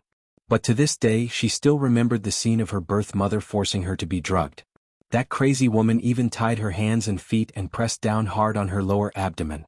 The heart-wrenching pain that spread throughout her entire body still made her tremble uncontrollably when she recalled it in her dreams. After a few times, Huijun's body was completely ruined. It was impossible for her to have children again. That was the wound in Huijun's heart. It could not heal for a long time. She could only try her best to ignore its existence. She did not expect that she would miraculously get pregnant after so many years. If the child's father was not the late emperor of Dongqing, Huijun would have had the urge to give birth to the child. However, she could only laugh bitterly and use the child in her womb to get rid of the second prince's wife, Anyina. Since then, Huijun knew that her broken body had completely recovered. Her lost ability to have children had also returned. That meant that she could use a man to get pregnant and give birth to a child that was related to her by blood. Seeing that Huijun had made up her mind, Jiang Pingji could only support her. However, getting pregnant is not something else. How can you guarantee that you will get pregnant in one go? If it was in her era, she could directly go to a specialized institution for a minor surgery if she wanted to have a child. However, it was different in this era. The fertility method was still the most ancient and primitive. There was a certain probability that a woman could get pregnant after a man and a woman had intercourse. Huijun lowered her head and said in a voice as soft as a mosquito, "I used the easy pregnancy pill that you gave me earlier." Easy pregnancy pill? Jiang Pingji furrowed her brows. She remembered that it had fallen into Lu Huan's hands. Why did Huijun have it too? She asked directly, "Didn't I ask you to pass the easy pregnancy pill to Lu Huan?" Huijun explained, "The easy pregnancy pill was indeed in Lu Huan's hands, but do you know what she did after getting it?" "What did you do?" Huijun said, "Lu Huan has always been on guard against me. Naturally, she would not easily consume the elixir. This person was naturally vicious. He actually ground some medicinal powder, mixed it in his food and gave it to a woman who did odd jobs several times. In order to verify the miraculous effects of the pill, she even sent someone to secretly defile the woman. The woman did not have any children for 3 years after she married into her husband's family, but a month after that incident, the woman's pulse of pregnancy was diagnosed. To be able to make a woman who had not had any movement for 3 years pregnant in one go, the effect of this medicine was too shocking. Huijun thought of her own situation. For some strange reason, she secretly kept some medicinal powder for the elixir. After listening, Jiang Pingji understood what was going on. This thing can indeed allow a woman's body to enter the best state of pregnancy, greatly increasing the chances of conceiving. In other words, as long as her luck wasn't too bad, Huijun would soon become a mother. In order to reform Huijun's body, Jiang Pingji had used up all the cards in the system. This system card was completely different from the skill books sold by the system. The skill books sold by the system were made from the soul of the previous host, extracting the memories related to the skill from the soul. When the host used the skill books, they actually merged with this part of the soul and seamlessly received the memories contained in it. In essence, the system card was a condensation of pure energy. It was beneficial and harmless to the human body. It was a completely different concept from the skill books. However, she still had a question. Why did it have to be Fu Wang? Fu Wang's position was completely hostile to Jiang Pingji. She was pregnant with Fu Wang's child. Wasn't she afraid that Jiang Pingji would be disgusted? Faced with this question, Huijun hesitated for a while before revealing the truth. "I have no intention of telling the child the truth about her father. Apart from her and Lang Jun, no one else would know about this." Jiang Pingji asked, "You don't intend to let Fu Wang know?" Huijun was stunned for a moment. She asked with uncertainty, "Will the Lord let that person live?" She thought that Fu Wang would definitely die. Jiang Pingji was speechless. She had an inexplicable impulse to sympathize with Fu Wang. No matter what, he is a valiant general. If we can recruit him, of course we won't kill him. If Fu Wang died in battle, it would be difficult to recruit his old subordinates. It might even be a ticking time bomb. No matter what, Fu Wang's value alive was far greater than his value dead. Therefore, it was Huijun's turn to be stunned. What should she do if things went beyond her expectations? After a while, she looked down at her right hand caressing her abdomen. Her expression was particularly interesting. Then what should we do? Her face was pale and her swollen lips had lost their color. If Fu Wang died, there would be no evidence. But if he was alive, it would be awkward. "Don't be afraid. I'm here." Jiang Pingji comforted Huijun to prevent her from doing something stupid. "Thank you, Lang Jun." Huijun felt relieved and her eyes became moist. "Silly girl." Jiang Pingji rubbed her long hair with a smile. "Tidy up. It's still chaotic outside. Don't run around." Although they had conquered Jumen Pass, it was still very dangerous outside. If Huijun ran around, she could easily get into trouble. "Okay." Huijun nodded obediently. After settling her down, Jiang Pingji sent some people to guard the place to prevent the army from attacking. "My lord, great news." Meng Hun was overjoyed from afar. He said to Jiang Pingji, "Deputy Commander Dian has captured Fu Wang alive." Jiang Pingji raised her eyebrows and searched for memories related to Fu Wang. "Fu Wang was captured by Dian Yen?" She asked coldly, "Where is Fu Wang now?" While Jiang Pingji was looking for Huijun, Feng Zhen and the others had already gathered their troops and rushed over. They didn't expect their lord to be so efficient. She didn't even give them a chance to help. Meng Hun was so excited that he didn't notice Jiang Pingji's abnormality. "He's been captured, but..." Meng Hun frowned and said doubtfully, "But, the military doctor said that Fu Wang ate a lot of sleeping grass powder by mistake. He won't wake up until the next day. Jiang Pingji stopped in her tracks and asked in surprise. Fu Wang ate sleeping grass by mistake. Meng Hun nodded and said with certainty, the doctor diagnosed him several times. He did eat sleeping grass by mistake. Meng Hun was also confused. Fu Wang wasn't a careless person. He was very particular about his diet. It was impossible for him to eat sleeping grass by mistake. Could it be that the rumors had worked? Did the soldiers close to the Mengs drug him and plot against him? Chapter 798. After successfully breaking through Jiamen Pass, Jiang Pingji ordered the army to rest and reorganize within the pass and clean up the battlefield. She left the heavy tasks to Feng Zhen and Yang Si. She took a break and became a hands-off shopkeeper. Jiang Pingji's current condition was not suitable for dealing with worldly matters, so she could only rest for the time being. How did Lang Jun get so badly injured? Now that Hui Jun was serving Jiang Pingji, she naturally had the opportunity to see things that others could not see. When Jiang Pingji took off her battle robe and washed the blood off her body, Hui Jun was shocked to find that there were large bruises on her skin. There were a few open wounds on her waist, back and arms. The shorter ones were only the length of a knuckle, while the longer ones were the length of an adult's palm. The wounds had stopped bleeding, but they still looked horrible. Hui Jun could not come back to her senses. Who injured you? Hui Jun asked quickly. When she realized that she had asked a stupid question, she secretly blamed herself. There were so many wounds. Naturally, they were from the war. Hui Jun had mixed feelings when she thought about how Jiang Pingji had not treated her wounds immediately, but had instead searched for her. She was touched and bitter at the same time. She bit her lip and held back her emotions as she helped Jiang Pingji bandage her wounds. Injuries are common in war. It's good enough that I didn't die on the battlefield. How can I expect to be unscathed? Jiang Pingji said nonchalantly. She put on her inner garment with her gloves and fastened the thin belt on the side of her jacket. Her physical fitness was excellent. The wounds would heal perfectly in less than half a month without leaving a scar. As mentioned before, Jiang Pingji was strong in combat, but she was still made of flesh and blood. Knives, spears, swords and halberds could still hurt her. However, she had deliberately dodged them, so the wounds were not deep and they were not fatal. As for the bruises on her body, they were caused by her being too impatient when she broke through the gate. She did not control her strength well, so she hurt herself. To be honest, Jiang Pingji could have been unscathed. But she was not fighting alone. She had companions and subordinates with her, and she had to protect them. 1 or 2 wounds could save their lives. It was worth it. These wounds will heal in half a month. Don't tell anyone else. Otherwise, Zishur and Jing Rong will worry for nothing. Jiang Pingji felt a headache coming on as she thought about the chaotic battle at Jiamen Pass. She had a premonition that after the counselors found out about this matter, they would definitely guard it to the death and not let her wander around blindly. Therefore, she decided that she would not go against the wind and commit crimes. She would be a little more obedient for now and wait for the wind to blow over. I'm just feeling heartache. Previously, Fu Wang had only left a shallow wound on Jiang Pingji's arm. This had been on Huijuan's mind for a long time. Now that there were large patches of bruises and wounds, how could she remain calm?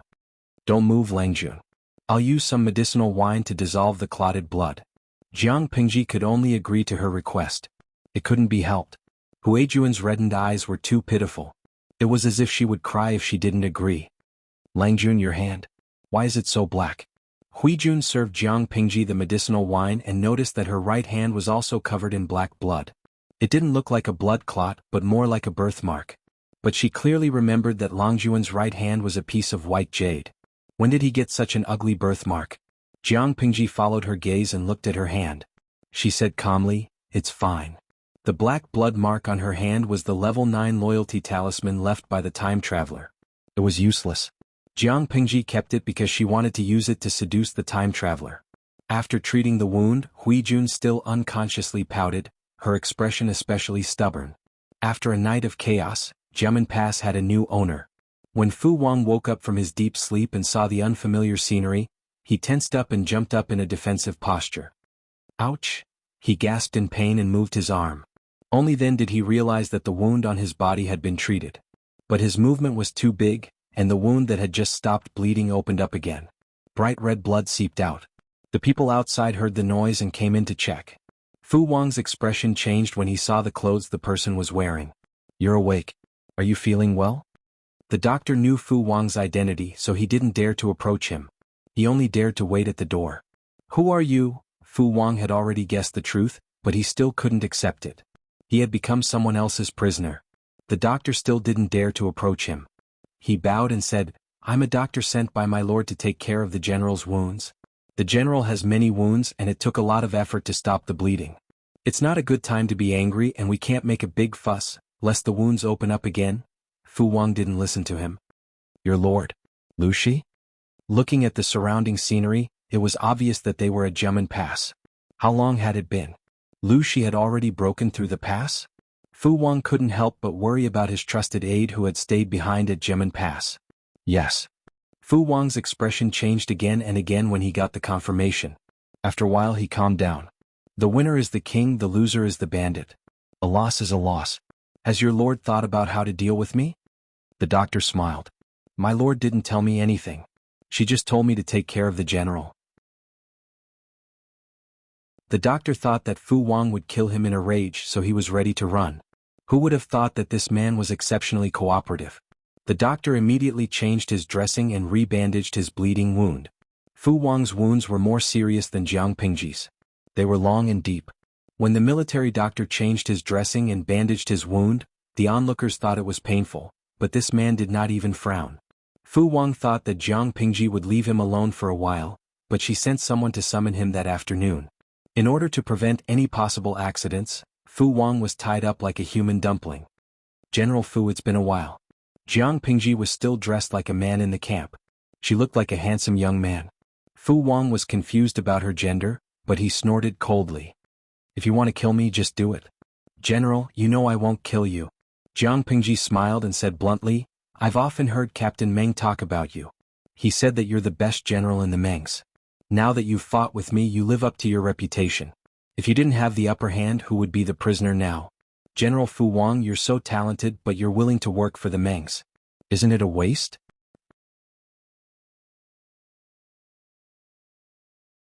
Chapter 799. Faced with Fu Wang's straightforward question, Jiang Pingji did not show the expected awkwardness. Instead, she snorted contemptuously. "General Fu, who gave you the illusion that I don't dare to do it?" Jiang Pingji got up from her seat and walked to Fu Wang. They were less than 5 feet apart. From an outsider's point of view, this distance was rather dangerous because Fu Wang could explode and violently break free to assassinate Jiang Pingji. Even though others knew that their lord was good at fighting, they still felt worried for her at such a distance. Undoubtedly, Jiang Pingji's answer was beyond Fu Wang's expectation. He looked surprised. What was even more surprising was that Jiang Pingji helped him to free himself. Fu Wang could not help but waver. A fine bird chooses a good tree to nest in. So what if I have 3 masters? Jiang Pingji threw away the hemp rope in her hand and freed Fu Wang. "The Mengs are just incompetent villains. They put you in an important position on the surface, but they are always on guard. Don't you feel wronged working for such villains? Outsiders say that the Mengs are very good to you. I think you know the details better than anyone else." Fu Wang snorted and did not take her provocative words to heart. Jiang Pingji's words hit his sore spot. He had been suffering under the Mengs, but it was not enough for him to give up the Mengs and go to a new master. They seemed to like each other, but they had reached a tacit understanding in secret. If he went to a new master, would Fu Wang get the same attention? It was easy to talk, but it was another thing to do. He had seen this kind of recruitment trick many times. "I am a rough man who doesn't have much education. I don't know how to use flowery words. If you have something to say, just say it. You don't have to beat around the bush." Fu Wang did not fall for the common trick of stepping on the Mengs and flattering himself. To put it bluntly, the Mengs were trash, but the person in front of him was a fairy. No matter how bad the Mengs were, he had given Fu Wang benefits. Fu Wang did not expect the Mengs to treat him as a confidant anyway. In his opinion, if Jiang Pingji really wanted to recruit him, she should show him the truth instead of talking nonsense. In Fu Wang's eyes, whether it was to trample on the Mengs or to flatter himself, it was all self-promotion and self-flattery. Who didn't know how to brag and talk big? Who didn't know how to do that? Meng Zhan often talked about his ancestor, Meng Jing, who was a few generations away, to increase his value and popularity. Fu Wang was a stubborn person. Ordinary methods of recruitment were useless in front of him. Some people could be conquered with ideals and blueprints, because these people paid more attention to the satisfaction of the spiritual level, and words could move them more than money. However, there were some people who were completely realistic. Benefits were only good if they could get their hands on them. There was no use talking. Jiang Pingji rolled her eyes and changed her strategy. General Fu is a straightforward person. Since that's the case, I won't beat around the bush. Jiang Pingji smiled at Fu Wang and said, General, you are now my prisoner. Not only you but also your trusted subordinates. If the Mings send someone to ransom the prisoners, even if they can leave, you can't. There are only two options for you. One is to kill yourself, and I will tell the public that you are loyal and unyielding. You only want to be loyal to the Mings and you won't change your mind. The other option is for you to surrender and everything will go on as usual. Fu Wang was silent at first. He didn't expect Jiang Pingji to be more straightforward than he expected. When he realized it, his expression became gloomy. Governor of Liuzhou, do you mean to die or surrender? Not only that, but she also used Fu Wang's trusted subordinates as a threat? Jiang Pingji smiled helplessly and said, Didn't you say to be more straightforward? Do you understand what I'm saying? Wasn't what she said quite straightforward? Not to mention Fu Wang, even a deaf person could understand. Fu Wang didn't say anything. His dark eyes flashed with a strange light, as if he was calculating something. Have you thought about what you want to choose? Jiang Pingji was clear that Fu Wang was willing to appear in front of her alive because he wanted to surrender. The reason why he was still stubborn was that he wanted to fight for some benefits for himself, such as protecting his trusted subordinates.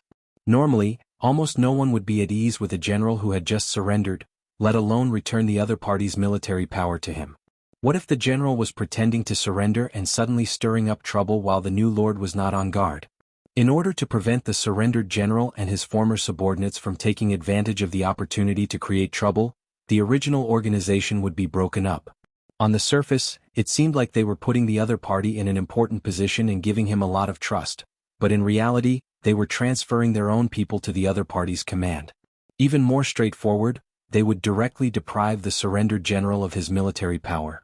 It seemed like they were protecting the other party's military power, and they looked like they valued and trusted him, but in essence they were promoting him.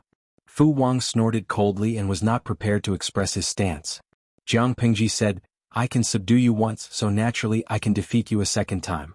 General, you have to think carefully. It was already humiliating to be captured once, but if he was defeated by the same person a second time, it would be a great humiliation. Moreover, Jiang Pingji's style was overbearing. She would not give Fu Wang a second chance. He could either pledge allegiance to her and work for her, or he could die. Was she going to let Fu Wang live to seek refuge with the enemy and cause trouble for her? Fu Wang seemed to be provoked. He said, How can there be an invincible winner in this world? Magistrate Liu, aren't you being too full of yourself? What's more, the other party was too arrogant. Fu Wang thought he was arrogant enough until he came into contact with Jiang Pingji. Only then did he realize that there was always a higher mountain. I advise you to think about it again, lest you regret it for the rest of your life. Jiang Pingji still refused to show her conditions, so the operation to recruit Fu Wang could only be put on hold. When Fu Wang was taken away to recuperate, Jiang Pingji's expression darkened. She muttered, I really want to cut him with a knife. He's not pleasing to the eye no matter how I look at him. Meng Hun, who was beside her, said, Why won't you say it directly? The quality of the soldiers under Fu Wang was very good, but they were used to Fu Wang's leadership and had a tacit understanding with each other. If this group of soldiers was thrown to other generals to command, they might not even be able to exert half of their combat power. Jiang Pingji had decided to retain Fu Wang's military power from the beginning. This condition should be very attractive to Fu Wang, but why did his lord refuse to say it? Drag it out and grind down his arrogance. Jiang Pingji said calmly, as if this was the truth. In reality, she simply didn't like Fu Wang. Meng Hun actually believed Jiang Pingji's reason and nodded in agreement. That's good too. Fu Wang gets whatever he wants in the Mengs. He's usually quite arrogant. In order to win him over, the Mengs rarely say no. Meng Hun secretly shook his head. Let's put him aside for now. Maybe it can grind down his arrogance. His lord was different from the Mengs. It was unlikely that she would agree to Fu Wang's request. To give a ready-made example, his lord had a good relationship with Feng Zhen, right? However, every time Feng Zhen asked for something from her, she always rebuked him. If Fu Wang didn't change this bad habit after he surrendered, he would sooner or later have a conflict with his lord.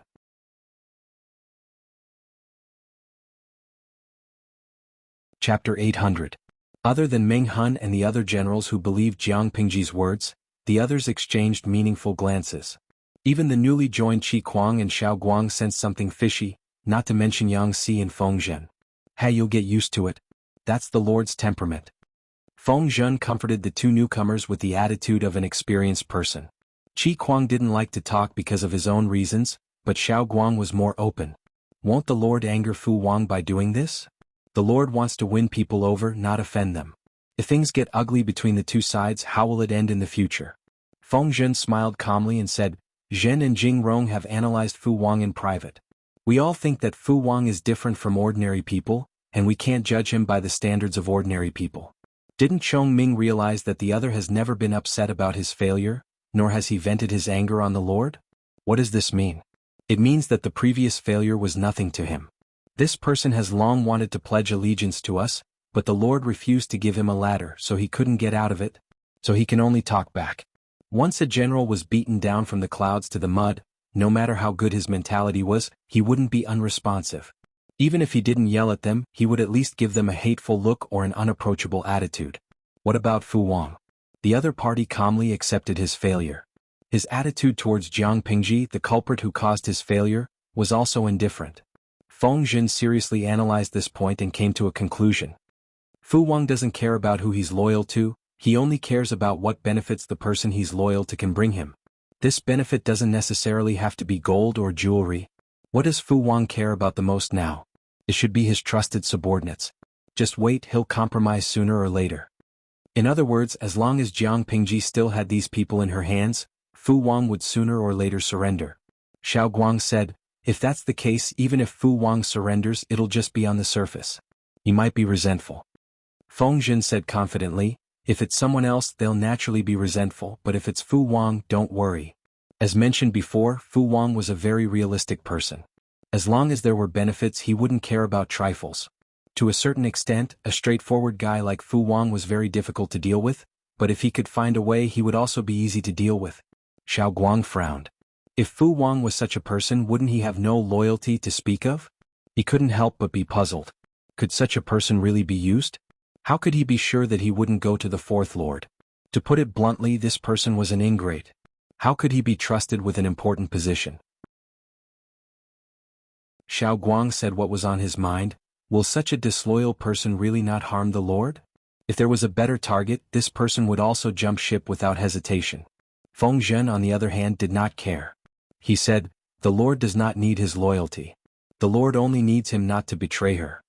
These words were very contradictory, and Xiao Guang was momentarily confused. Feng Zhen then explained, I remember that the Lord once said that no one in this world would truly be loyal to another person. The only reason why they would be loyal is because the price offered by others for betrayal is not high enough. These words sounded a little harsh, but after thinking about it carefully, they made sense. The Lord only needs Fu Wang to work for her and be used by her. She doesn't need him to be loyal to her. Loyalty was never something that could be achieved with words. It depended on the person's actions. For Jiang Pingji, her standards were very low. As long as they worked for her and performed their duties, it didn't matter whether they were loyal or not. She couldn't force him to be loyal to her after having his body. A melon that was forcefully picked would not be sweet.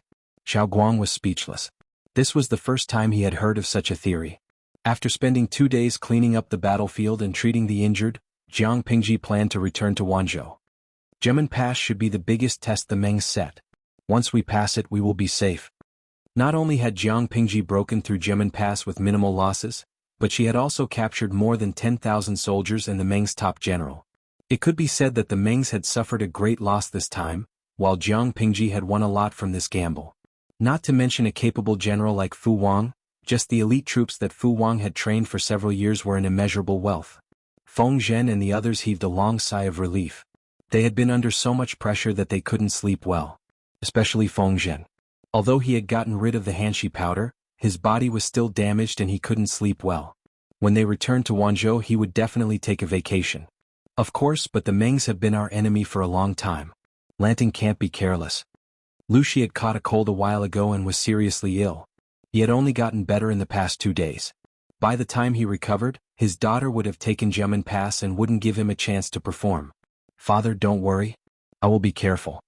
As long as they entered the northern part of Dongqing, it would be the same as returning home. The Mengs would not be able to help. When Jiang Pingji led her troops through Jiamen Pass and marched north, the news of Jiamen Pass had spread throughout Dongqing.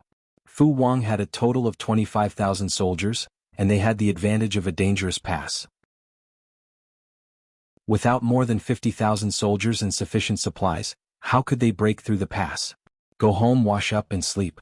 It's much faster to daydream. Jiang Pingji only had 30,000 soldiers and most of them were Lu Shi's. They didn't have much supplies. But the result? She had only sacrificed 3,000 soldiers to break through the Jiamen Pass and capture Fu Wang and his 10,000 elite soldiers. What kind of impressive battle record was this? When the news spread to all the forces in Dongqing, everyone turned their attention to the Mengs. The Mengs were the biggest losers in the battle. They had lost both their generals and their soldiers. How furious Meng Zhan would be and how furious Prince Changsha would be. Just imagining it made them feel good. If they could see it with their own eyes, it would be a great show. It was 10 days after the battle at Jiamen Pass when Huang Song received the news. Lanting is really something. I can't believe the Mengs suffered such a great loss. I'm so happy. Huang Song smiled as he entered the government office, holding the bamboo slip that recorded the battle. My lord, what happened? Everyone was confused. They didn't know what had happened to Huang Song that made him so happy. Huang Song handed the bamboo slip to Feng Ju and said, Huijie, you'll know when you read it. Lanting is going to be famous. Feng Ju opened the battle report. There were only a few numbers written on it. After reading it, Feng Ju handed the report to Qing Jing and the others. Qing Jing had a plan after reading it. Everyone's attention was attracted by the content. Qing Jing remained calm because he saw something else. The chief of Wulong County in Haozhou is dead. His only bloodline and remnants are still in Lu Shi's hands. Haozhou was Huang Song's base and Wulong County was also his territory. Huang Song's smile disappeared. That's right. But I'm afraid Lanting won't be easy to deal with. We don't know what her attitude is. It's not right to go to her. They still didn't know what Jiang Pingji's attitude was. Did she want to use the remnants of Wulong County to intervene in Haozhou? Or did she want to let them run their own course? Chapter 801. A few thoughts flashed through Huang Song's mind. When he thought of the final plan, he could not help but tremble. Would Jiang Pingji give up on the juicy meat that was about to reach her mouth and push it into his mouth instead? Thinking of this, Huang Song calmed down a little. He shook his head and said regretfully, the descendants of Wulong were saved by Lanting. It is only right for them to inherit Wulong County. Official appointments in Dongqing were complicated. When the royal family was still powerful, most of the appointments and dismissals of officials had to be approved by the emperor. However, with the gradual weakening of the royal family and the loss of monarchical power, the system gradually changed from the emperor's bestowal to the heirs. After the rescue of the emperor, this phenomenon would become more and more common. What did it mean that Jiang Pingji had the descendants of Wulong County in her hands? It meant that the descendants in her hands were the first heirs of Wulong County. Huang Song was just an outsider who coveted the power. If the descendants of Wulong County received Jiang Pingji's help, they could rightfully become the chief of Wulong County. At that time, if Huang Song wanted to touch Wulong County again, he would have to face Jiang Pingji. If Huang Song was afraid of fighting, afraid of his opponent, and did not want to face Jiang Pingji so soon, he could only choose to endure and watch as Jiang Pingji extended her hand into his territory. But how could he allow someone else to sleep next to his bed? If Jiang Pingji really did that, she and Huang Song could only maintain a superficial harmony. Sooner or later they would break up because of this. Qing Jing also understood Huang Song's worries. However, he looked further ahead and thought about it even further. My lord, how do you know that Lu Shi has no intention of cooperating if we don't send people to probe? Qing Jing calmed himself down and said to Huang Song, Lu Shi's greatest enemy has never been Dongqing. Her threat comes from the 3 tribes of the northern borderline. As long as the 3 tribes of the northern borderline are not destroyed, she will not be able to rest in peace. Even an eagle needs to use its full strength to catch a rabbit, much less the northern borderline. When Huang Song understood the meaning behind Qing Jing's painting, he suddenly felt enlightened. Why was he so muddle-headed? The 3 tribes of the northern borderline were not easy enemies. In order to deal with them, Jiang Pingji naturally had to go all out. At such a critical juncture, how could she have the extra energy to meddle in the affairs of other forces? As for lending soldiers to the descendants of the Wulong County to help them fight for their inheritance, that was even more ridiculous. If Jiang Pingji didn't have the energy to meddle in Wulong County's affairs, what should they do with it? Thinking of this, Huang Song's heart beat wildly. He hurriedly asked, Yumo, are you implying that Lanting will give up Wulong County for the sake of the bigger picture? If that's the case, we can indeed send someone to negotiate with Lanting. I think she would be willing to cooperate. Qing Jing nodded and said, My lord is right. That's exactly what I meant. Feng Ju agreed. Considering the current situation, even if the lord doesn't send anyone to look for Lu Shi, she'll send someone to look for us after a while. In Wulong County, there was no other suitable candidate other than the lord. If he could seize this opportunity to take down Wulong County, he would be one step closer to unifying the Haozhou province. However, in order to prevent any unforeseen events, I still need my lord to make a decision soon. Opportunities were fleeting. If Huang Song did not cherish it, who knew who would benefit from it? After some deliberation, the other strategists agreed with Qing Jing and Feng Ju's decision. Huang Song thought about it and accepted the two suggestions.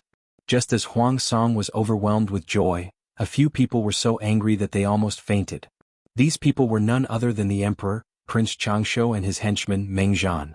When he received news of Fu Wang's defeat and capture, Prince Changshu flew into a rage and killed several officials and generals to vent his anger. For a moment, everyone was in a state of panic and fear. Some people even compared Prince Changshu to the late emperor and came to the conclusion that the two of them were indeed biological brothers. They were the same as each other. In terms of brutality, they were practically the second emperor of Dongqing. Fortunately, none of these comments reached Prince Changshu's ears. Otherwise he would have been even angrier. Because of his rage, he even changed his respectful attitude towards Meng Zhan. His attitude became a little more sarcastic. Mr. Meng strongly recommended Fu Wang to lead the army to battle in front of me, but what happened in the end? The so-called first general is just an undeserved title. He led tens of thousands of people to guard Jumen Pass, but he still lost it. It's a great shame and humiliation to lose to a young girl. Prince Changshu said it was Fu Wang's fault, but what he really meant was that Meng Zhan set him up. When Meng Zhan praised Fu Wang to the skies, Prince Changshu had high hopes for him. He didn't expect Fu Wang to lose so easily. How was he going to attack Lu Shi and his daughter? He was sending them to their deaths. Meng Zhan's face darkened. He was already in a bad mood. Now that Prince Changshu was angry at him, his mood fell to the bottom. He also sneered, Your Majesty, why are you so angry? Although Fu Wang lost, what did you lose? The soldiers led by Fu Wang all belonged to the Mengs. They had nothing to do with Prince Changshu. Even if they lost, it was the Mengs' loss. Why was Prince Changshu so angry? Could it be that this man really regarded the Mengs as his lackey and the Mengs' power was Prince Changshu's? Prince Changshu almost died of anger after hearing Meng Zhan's question. But he was still rational. He didn't dare to fall out with Meng Zhan at this time. He put down his status as an emperor and comforted Meng Zhan. Although he was smiling apologetically, he felt an unprecedented hatred for Meng Zhan in his heart. These two men seemed to be on good terms, but they weren't on the same page. Elsewhere, the Su brothers also received the news of Jiang Pingji's great victory. But their reactions were completely different. Su Fei and Jiang Pingji did not have much of a relationship. When he received the news, he merely raised his eyebrows and analyzed the reason for her victory with his strategist. As for Su Bei, he and Jiang Pingji had called each other brothers during the alliance meeting. The two of them were still on good terms. Now that they had no conflict of interest and Jiang Pingji had won, Su Bei was naturally happy for her. But more importantly, to think that the Mengs would have such a day. How delightful. If not for his good upbringing, he would have pounded the table and laughed maniacally. The Mengs and Sus were secretly opposing each other. The conflict between the two had continued since the generation of their ancestors. The Sus were, of course, happy that the Mengs had suffered a great loss. They couldn't wait to throw a banquet and let the whole world know about it. Come, prepare a generous gift. Send someone to deliver it to Wanzhou.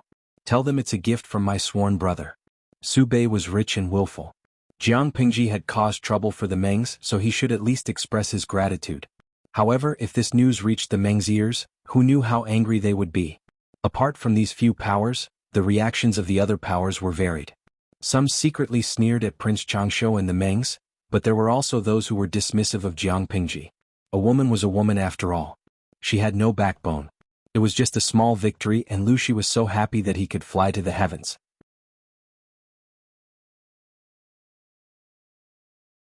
Chapter 802. Lu Shi's influence was in Chongzhou. It was not convenient for him and Jiang Pingji to go there. Not long after they entered the north, Lu Shi parted ways with Jiang Pingji and brought his troops to Chongzhou. "My lord, you don't have to worry about old master. In the north, apart from the Tsingyi army, there are no other forces that can threaten old master." Half a month had passed since the Battle of Jiamen Pass. During this time, Feng Zhen had eaten his fill and slept soundly. His days were comfortable. As a result, he had put on some weight recently. His skinny cheeks now looked a little meaty, and his complexion was rosy and healthy. Jiang Pingji said, "I'm not worried about my father."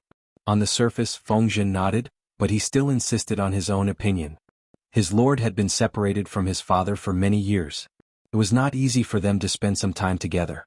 Now that they were going to be separated again, she would definitely be reluctant. Jiang Pingji could tell that Feng Zhen didn't mean what he said. She couldn't be bothered to argue with him. The streaming room was lively as usual. Even if Jiang Pingji rarely interacted with them, they could still entertain themselves. Little chicken stewed mushroom, this war has been going on for a long time. I remember that the streamer had just left for the Alliance conference, right before Chinese New Year last year. Now that she's back, it's almost summer. Now that I think about it, it's been half a year. Time really flies. In another half a month, my baby will be preparing for the college entrance exam. I've come to the live broadcast room to make a wish, hoping that the host will bless me and I'll be invincible in the college entrance exam. Mushroom stewed little chicken.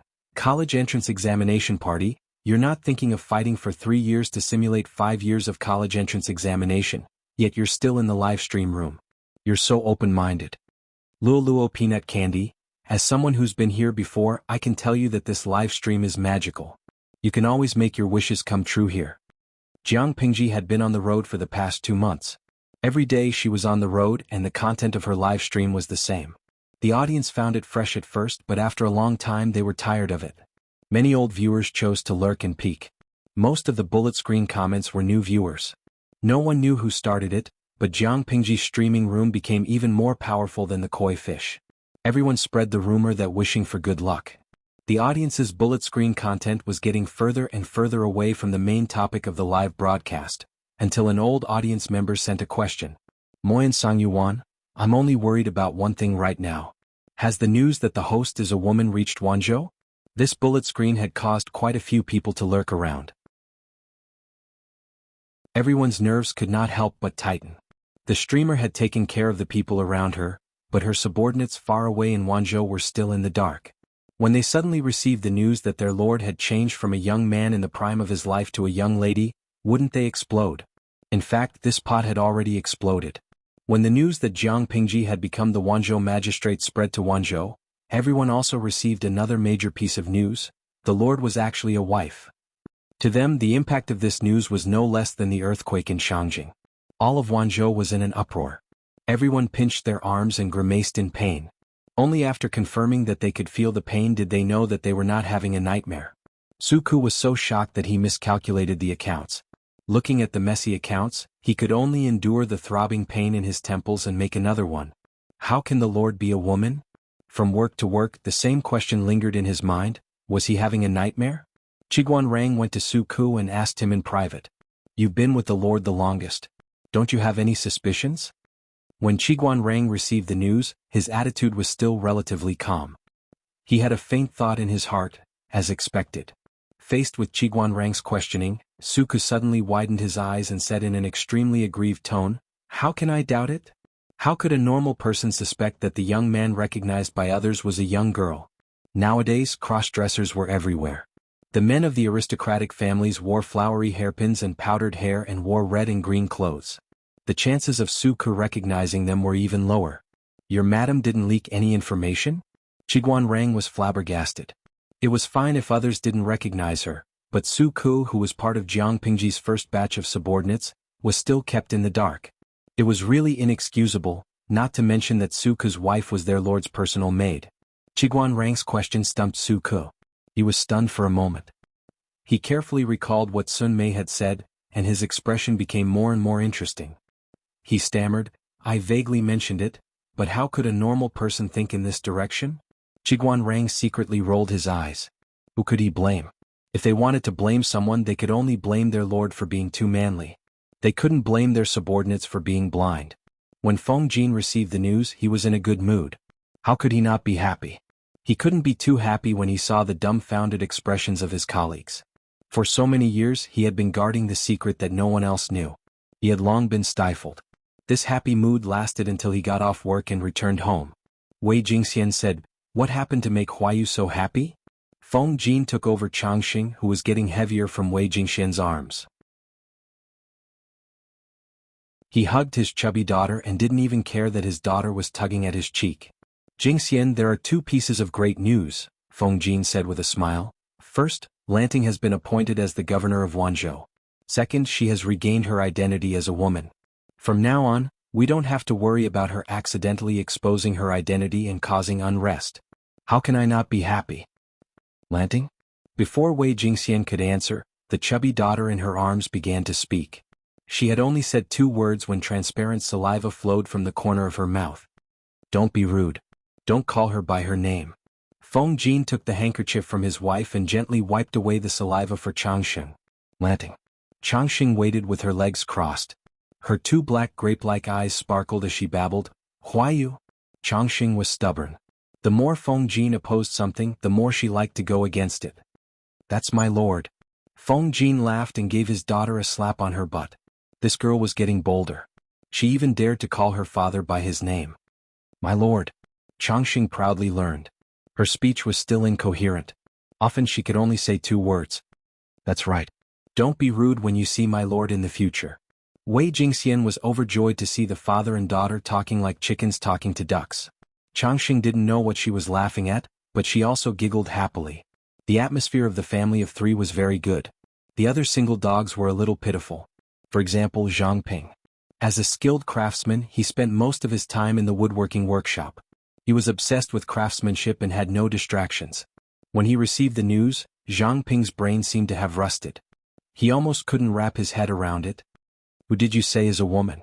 For the whole day Zhang Ping seemed to be sleepwalking. He couldn't remember what he did at all. When he returned home, the first thing he did was to rush to his neighbor's house. He forgot to mention that his neighbor was Wei Ci. "Zixiao, my lord is actually a woman." Thinking that the person who went up and down the mountain with him, looking for wells, digging ditches and building reservoirs was actually a woman, he was completely dumbfounded. What was wrong with this world? Was he still having nightmares? He thought that Wei Ci's reaction would be violent. He didn't expect him to just raise his eyebrows lightly and say, "You know?" Zhang Ping was strangely silent.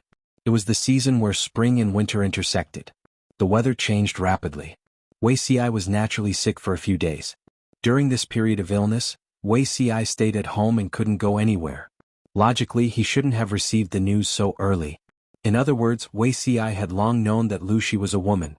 That was why his reaction was so calm. "When did you know?" A bold guess emerged in Zhang Ping's mind. Wei Ci said lightly, "I knew when Jishan's hot spring came." "So early?"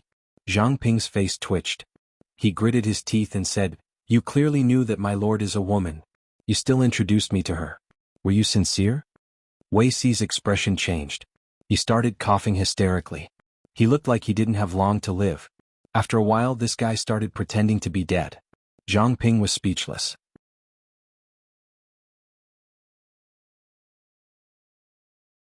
Chapter 803. Zhang Ping gritted his teeth. Why did he have such a friend who cheated his teammates? If the audience in the live streaming room saw this, they would probably be able to perfectly translate Zhang Ping's current state of mind. Every time I get cheated, I see my colleague pretending to be dead. Wei Ci, with your acting skills, it's such a waste not to work in the entertainment industry. Zhang Ping looked at Wei Ci, who was pretending to be dead, and spoke in an unfriendly tone.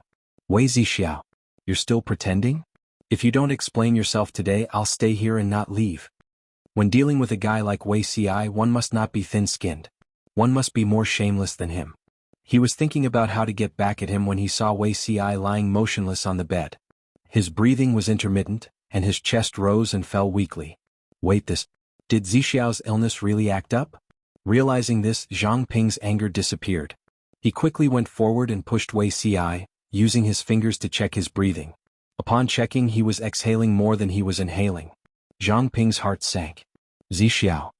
Zhang Ping immediately broke out in a cold sweat.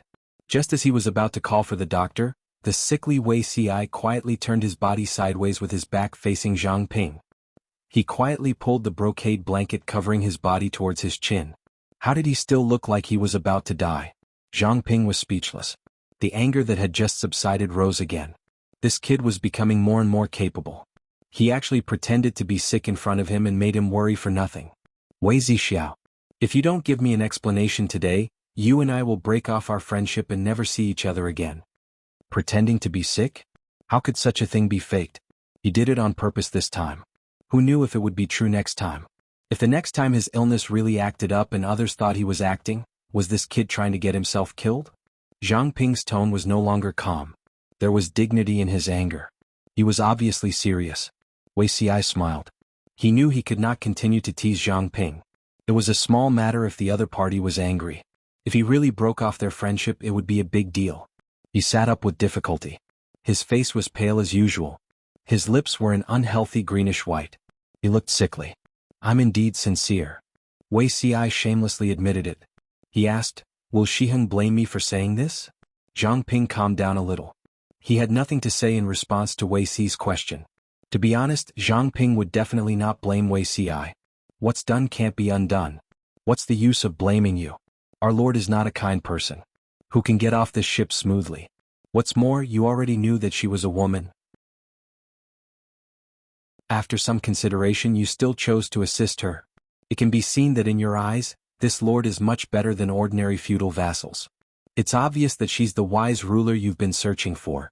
I trust your eyes too. Zhang Ping and Wei Xi had known each other for many years. He was well aware of the latter's ambitions and aspirations. He was even more aware that Wei Xi's ideal ruler was too idealistic. He thought that Wei Xi would delay his official career until he was 30 years old. He did not expect that this guy would rush to the north in a hurry after receiving news of the earthquake in Shangjing. Out of worry for his friend, Zhang Ping escorted Wei Xi along the way. He was also puzzled along the way.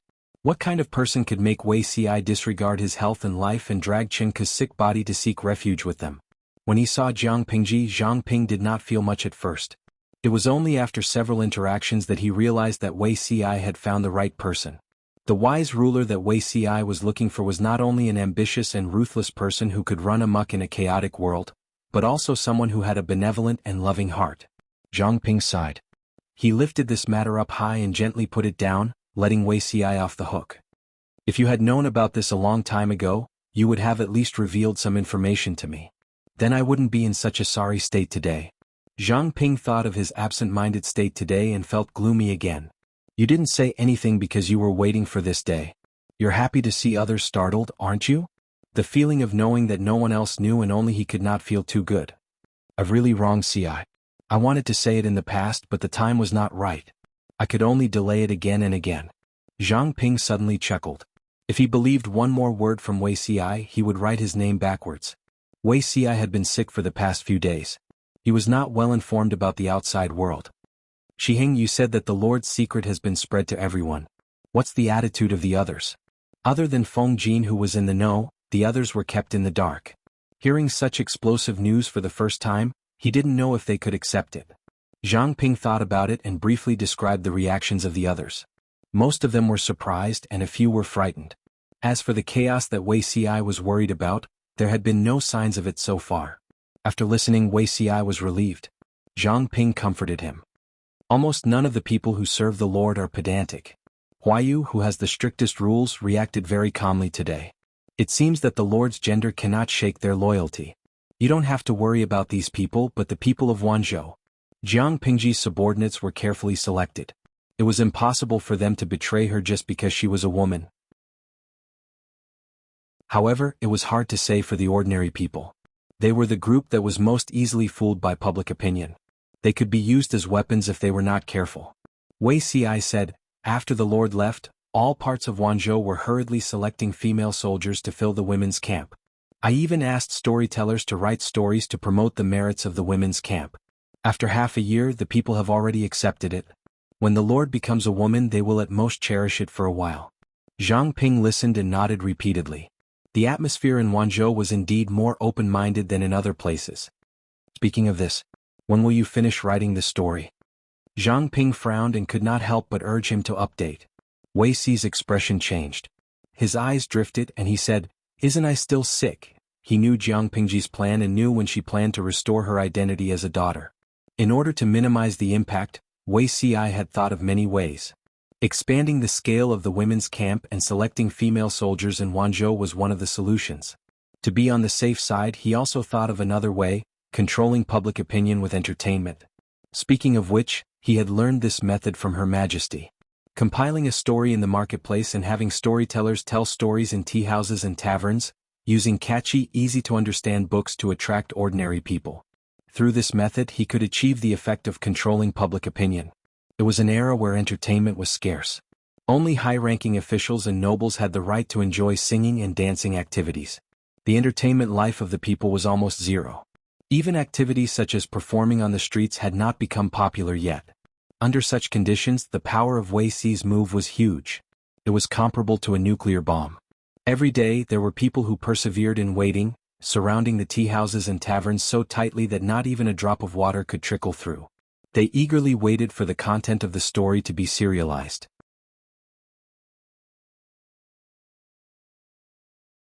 Chapter 804. Zhang Ping sat next to Wei Xi and muttered, "I really don't understand why the people like the stories you write so much." Master Yuanjing's disciple was of such a high status. Yet this fellow went to write stories from the streets. It was fine to write, but this fellow liked to whet people's appetites, squeezing out a little bit every day, making people's hearts itch. They wished they could lock Wei Xi in a small black room, give him a brush, ink, paper and inkstone, and urge him to fill the table with bamboo slips every day. If he did not fill up, he would not be given food. After all, it's for the people to hear.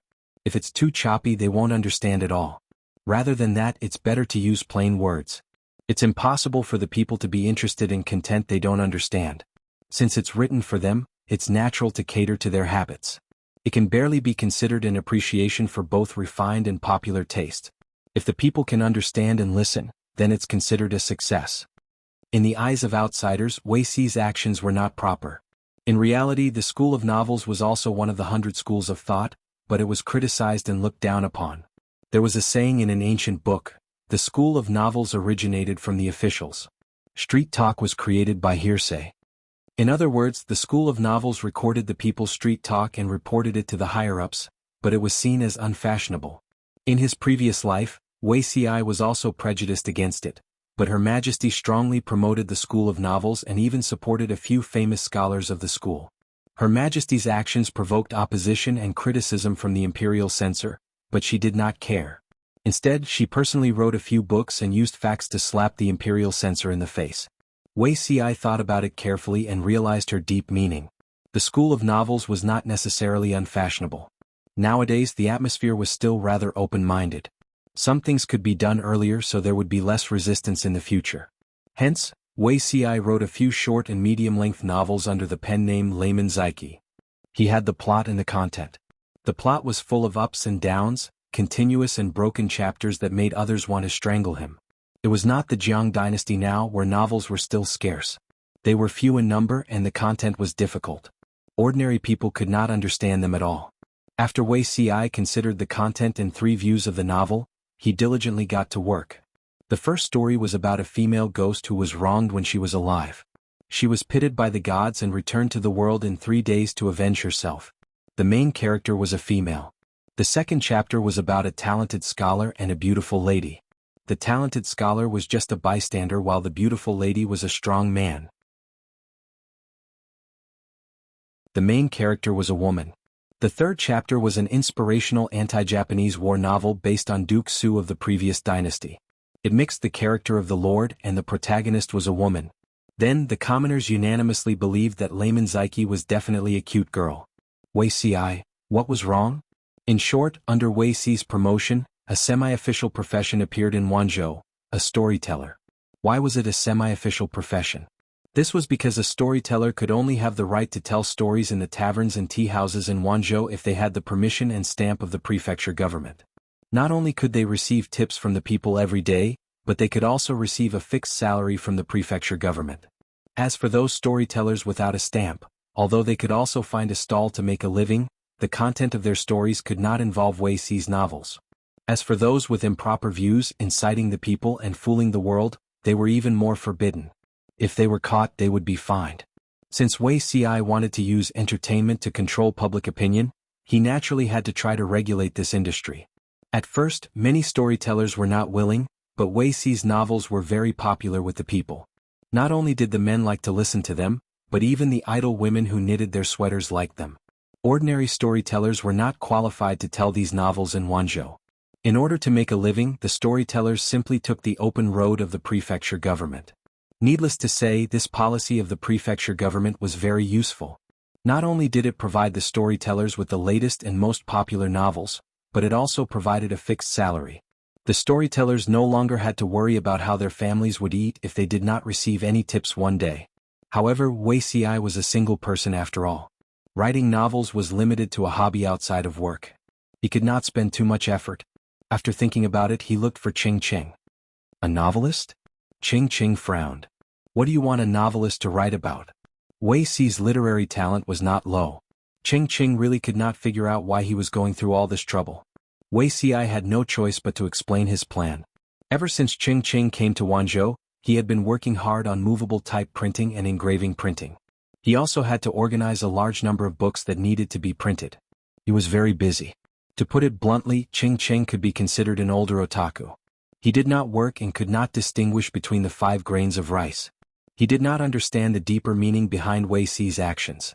Wei Ci had no choice but to tear this plan apart and explain it to Ching Ching in detail, hoping to get his support.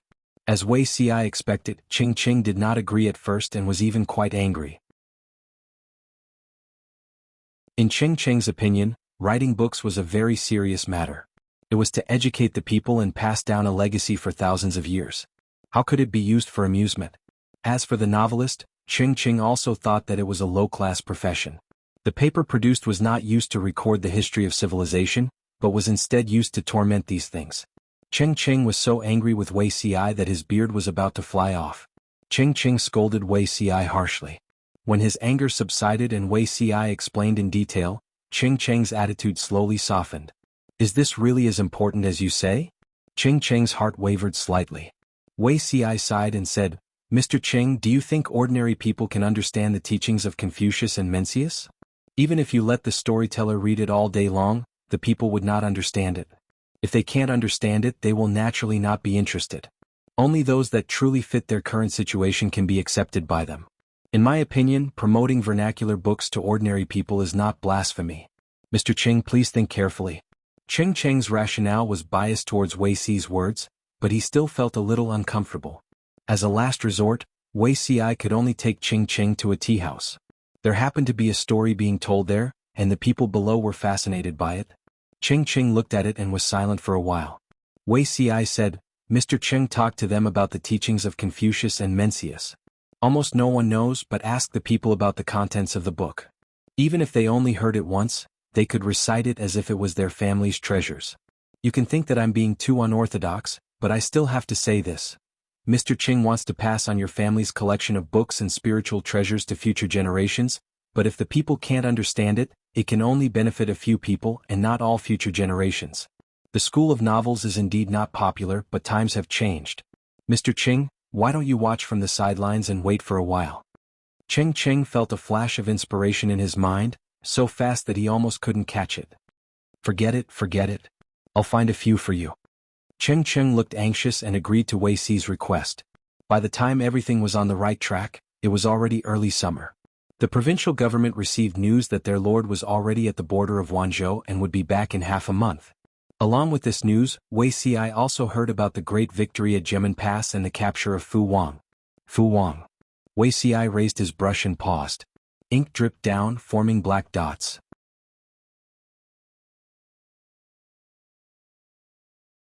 Chapter 805. What's wrong? You don't look too good. Is there something wrong with this Fu Wang? Suku rubbed his throbbing temples. Although his lord's transformation from a man to a woman did not cause a tsunami, there was still unrest in Wanzhou, especially among the landowning aristocrats of Shangyang County. The Feng family had maintained a state of silence, but the other aristocratic families were constantly making small moves. This was considered the best news in recent days. Suku wanted to share it with Wei Ci, but he did not expect Wei Ci's reaction to be a little strange. Suku was curious and asked casually, It was this question that pulled Wei Ci into the quagmire of memories. Memories related to Fu Wang surfaced in his mind. I've heard of Fu Wang before.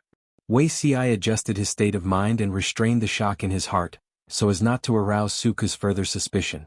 Suku said, "From the information we received, Fu Wang seems to be a valiant general working for the Meng family. I only hope that he's someone who knows his place." The Lord was a woman, so it was inevitable that she would bring some trouble. At this time, the internal department had to be more united and harmonious, and there could not be any different voices. Recently, Su Ku and the others had been worrying about it.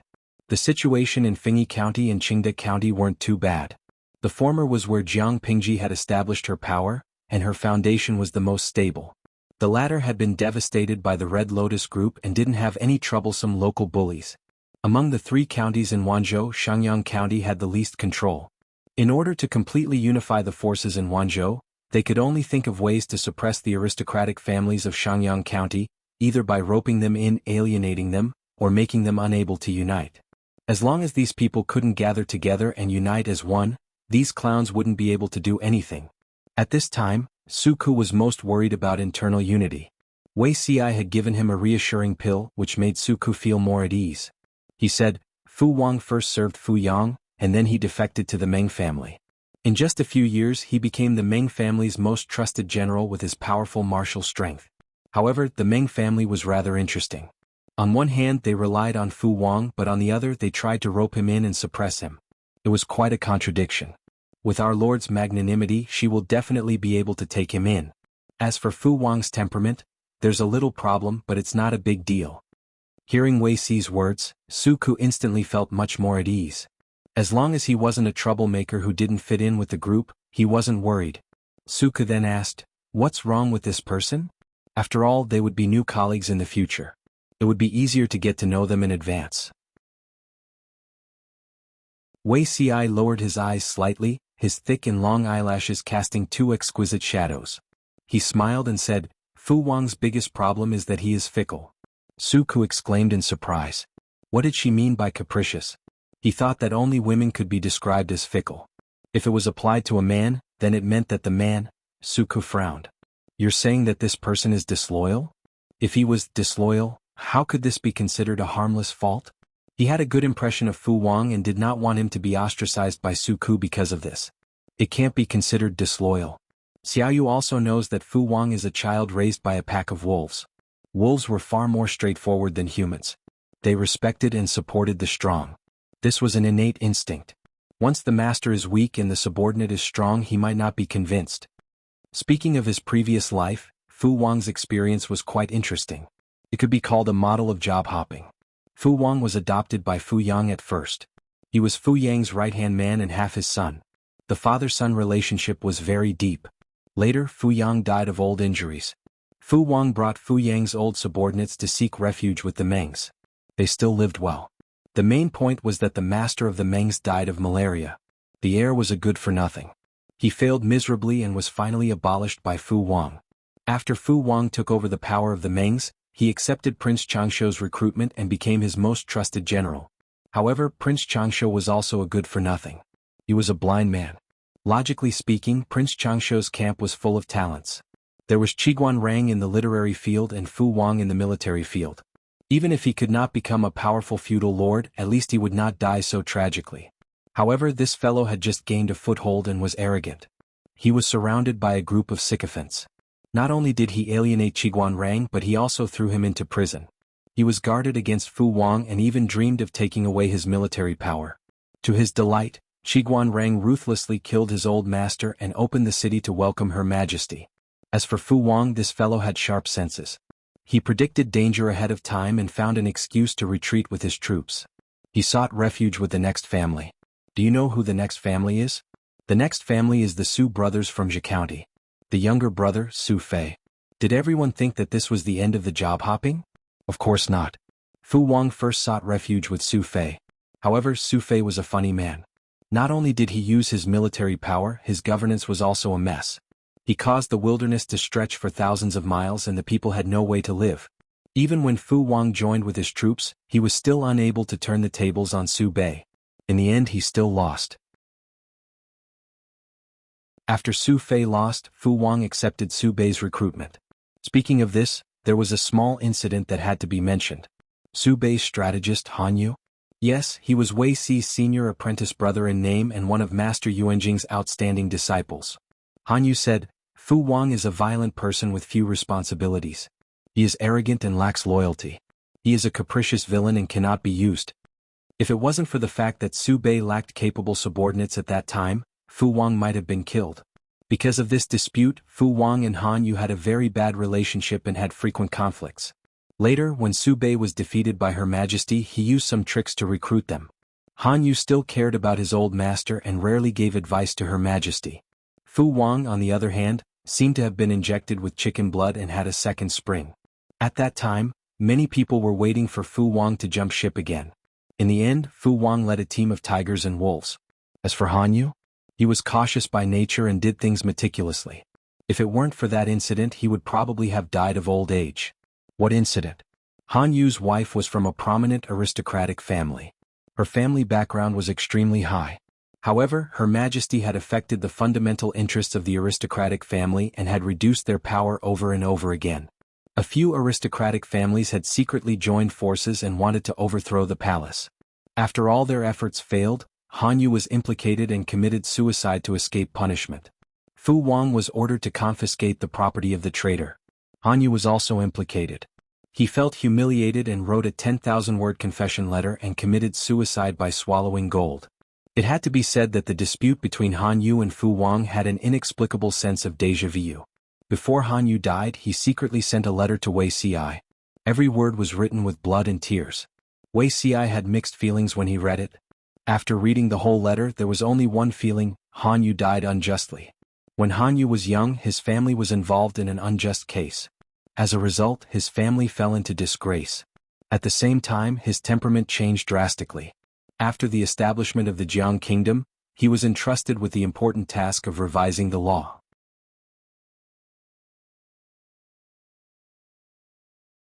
Chapter 806. This life was interesting. Not only did Han Yu's fate change, but he also avoided the tragedy of almost exterminating his family. Even Fu Wang entered the Lord's tent ahead of time. Wei Si searched through Fu Wang's memories in his mind. He only remembered that he was a strong, burly, and energetic martial artist. It would have been better if Wei Si hadn't mentioned it. Su Ke's brows furrowed tightly. According to what Zixiao said, Fu Wang is not a good person. I'm afraid he can't be put in an important position. Su Ke's influence on Fu Wang fell into the negatives. A person who could not guarantee his loyalty was a potential traitor. Wei Si smiled and said, Xiao Yu's words are wrong. Not only will the Lord not let Fu Wang be idle, but she will put him in an important position. Su Ke couldn't help but say, but didn't Zixiao say that Fu Wang? He usually stayed silent, but once the Lord's power was weak, he would pounce and bite back. How could such an ingrate be used? Wei Si's smile disappeared. His eyes were bright and full of confidence. He said, the Lord can subdue this wolf. Xiao Yu should be rest assured. Su Ke was speechless when he heard this. Wei Si continued, don't be fooled by Fu Wang's rough personality. He is very meticulous and is best at capturing the emotions of others. If Xiao Yu has a grudge against him, he will know. He might not say it on the surface, but he might have a knot in his heart. He is a newly surrendered general and has only been with the Lord for a short time. He is not loyal. If he feels that he is being targeted, I'm afraid it will be more difficult to deal with him. Su Ke frowned. He understood Wei Si's worries and could only say, I will take note of this. The new company still needed a period of probation to recruit people. In this era, Fu Wang was also a newcomer who needed to be observed. As an old man, Su Ke had the obligation to mediate internal conflicts. Even if they were not a family, at least they could not have unresolvable filth. Wei Si knew the burden on Su Ke's shoulders. He patted him on the shoulder and comforted him. You will know when you meet him. Su Ke nodded. As the magistrate of Chongzhou, Lu Shi and Jiang Pingji did not take the same route to Wanzhou. The father and daughter separated halfway. When Jiang Pingji went to the alliance meeting, she only had a little more than 10,000. When she came back, she had nearly 20,000. The newly added soldiers were all elites. Yes, Fu Wang had surrendered. As for the details of his surrender, I won't go into too much detail. It can be summed up in a few sentences. What if a surrendered general doesn't surrender? Just a beating would do. What if a beating was still not enough? Beat him up again. Fu Wang boasted that his martial prowess was the best in the world, but he was captured by Dian Yen in his carelessness. When his injuries were more or less healed, he found out how he had knelt down. He had mistakenly ingested a large amount of sleeping grass. Fu Wang scratched his ears and cheeks, unable to figure out how he had mistakenly ingested sleeping grass to the point of making a mistake on the battlefield. Sleeping grass did not grow anywhere. Most of them grew in the Zhangzhou grasslands and were rarely seen in other places. In other words, the origin of the sleeping grass that Fu Wang ate was very suspicious. Adhering to the principle that even if he were to die, he had to die knowing the truth. Fu Wang went to find out the truth. However, the truth was too cruel. After he found out, he was dumbfounded. Lust is like a knife above your head. Jiang Pingji mocked mercilessly. She used her body and spirit to attack Fu Wang. With this lesson, Fu Wang probably wouldn't dare to have any romantic affairs while marching in the army. In fact, if Fu Wang hadn't been too arrogant and believed that he would definitely win this round, he wouldn't have fallen for Huijuan's honey trap. Fu Wang felt that he needed some time alone. After a moment of silence, he asked Jiang Pingji, "What about the lady from that day?" Jiang Pingji snorted coldly. She felt that Fu Wang hadn't been tortured enough. He was still thinking about the beauty. "Why are you asking this?" Jiang Pingji glanced at Fu Wang coldly and nobly. It was one thing for this guy to pledge allegiance, but it was another for him to covet Huijun. In short, she wouldn't let Huijun continue to sacrifice herself. Her priority was to throw Fu Wang, the wolf, out of the sheep pen. Fu Wang said, "A day as husband and wife means 100 days of love." Jiang Pingji was speechless. Before she could react, the audience in the streaming room added fuel to the fire. The bullet screen was unusually meaningful. Mo Lingyin, "A day as husband and wife means 100 days of love." Is the day, in this pervert's words, a verb or a noun? Late obsessive-compulsive disorder. Whether it's a verb or a noun, this wolf wants to covet this lady. I can't tolerate it. Continue to beat him. Jiue Xinga, I absolutely can't tolerate it. Jiang Pingji took a deep breath. She looked at Fu Wang and called him by his surname and courtesy name. Fu Jingtu, that's my personal maid. In the aristocratic families, personal maids were mostly reserved concubines of their male masters. If there were no accidents, most of them would be taken in. Fu Wang was surprised for a moment. His expression became a little ugly. He immediately slapped his forehead and said, "My lord, you're not a woman?" If Jiang Pingji was a man, her words would be a warning to Fu Wang not to covet a woman who didn't belong to him. But his lord was a woman. Fu Wang was still very upright. Only men and women could have a future. Women and women had a pure relationship. Jiang Pingji retorted, "Can you beat me? Don't talk nonsense if you can't beat me." Fu Wang was speechless. If he still didn't understand, he wouldn't have lived until now. His lord was protecting Huijun. She didn't want him to have any further involvement with her. Fu Wang felt a tightness in his chest. There was an indescribable discomfort in his heart. He wanted nothing more than to vent his anger violently. What a coincidence. "My lord, please give me some pointers." Fu Wang issued a challenge to Jiang Pingji. Yang Si and Feng Zhen, who had rushed over after hearing the news, looked helpless. Compared to their helplessness, the other soldiers seemed to be on steroids. They surrounded a huge field and watched the fight. Fighting easily made one's adrenaline soar, not to mention that both parties were good at martial arts. Seeing that the fight between the two was getting more and more exciting, the situation was getting more and more intense, the surrounding soldiers lost their composure. One by one they shouted and cheered. Fu Wang's old subordinates naturally supported their general, but Jiang Pingji also had a group of die-hard fans. When the fight between the two reached its climax, the cheers and cheers of the soldiers resounded through the sky. They were so noisy that even the guards outside the tent could hear them. The atmosphere was extremely lively. To outsiders, Fu Wang and his lord were evenly matched. It was very intense. As the person involved, Fu Wang had an unspeakable bitterness. He could feel that his opponent hadn't used her full strength at all. She looked tired and sweaty, but she looked like she was at ease. The feeling of punching with all her strength but hitting cotton was not a good one. Why didn't Jiang Pingji defeat Fu Wang? Instead, she was evenly matched with him. Firstly, Fu Wang's reputation among his old subordinates was too high. As long as Jiang Pingji fought to a draw with him, it would be enough to earn the favor of the surrendered soldiers. Secondly, by the same logic, if she easily won against Fu Wang, his old subordinates would definitely feel uncomfortable. They might even reject her. The current size was just right. She could publicize Jiang Pingji's reputation and make the surrendered soldiers accept her. At the same time, she could preserve Fu Wang's reputation. Fu Wang was carelessly punched twice in the face. There was blood at the corner of his mouth and his eyes were bruised. Huijun was embroidering children's shoes in a low-key manner in the tent. When she heard the thunderous cheers outside, she could not help but look around curiously. What happened outside? My lord and General Fu are fighting. They're fighting? Huijun rolled her eyes and asked, I heard that General Fu is brave and good at fighting. Is my lord injured? The person replied, My lord suffered some minor injuries but it's not a big deal.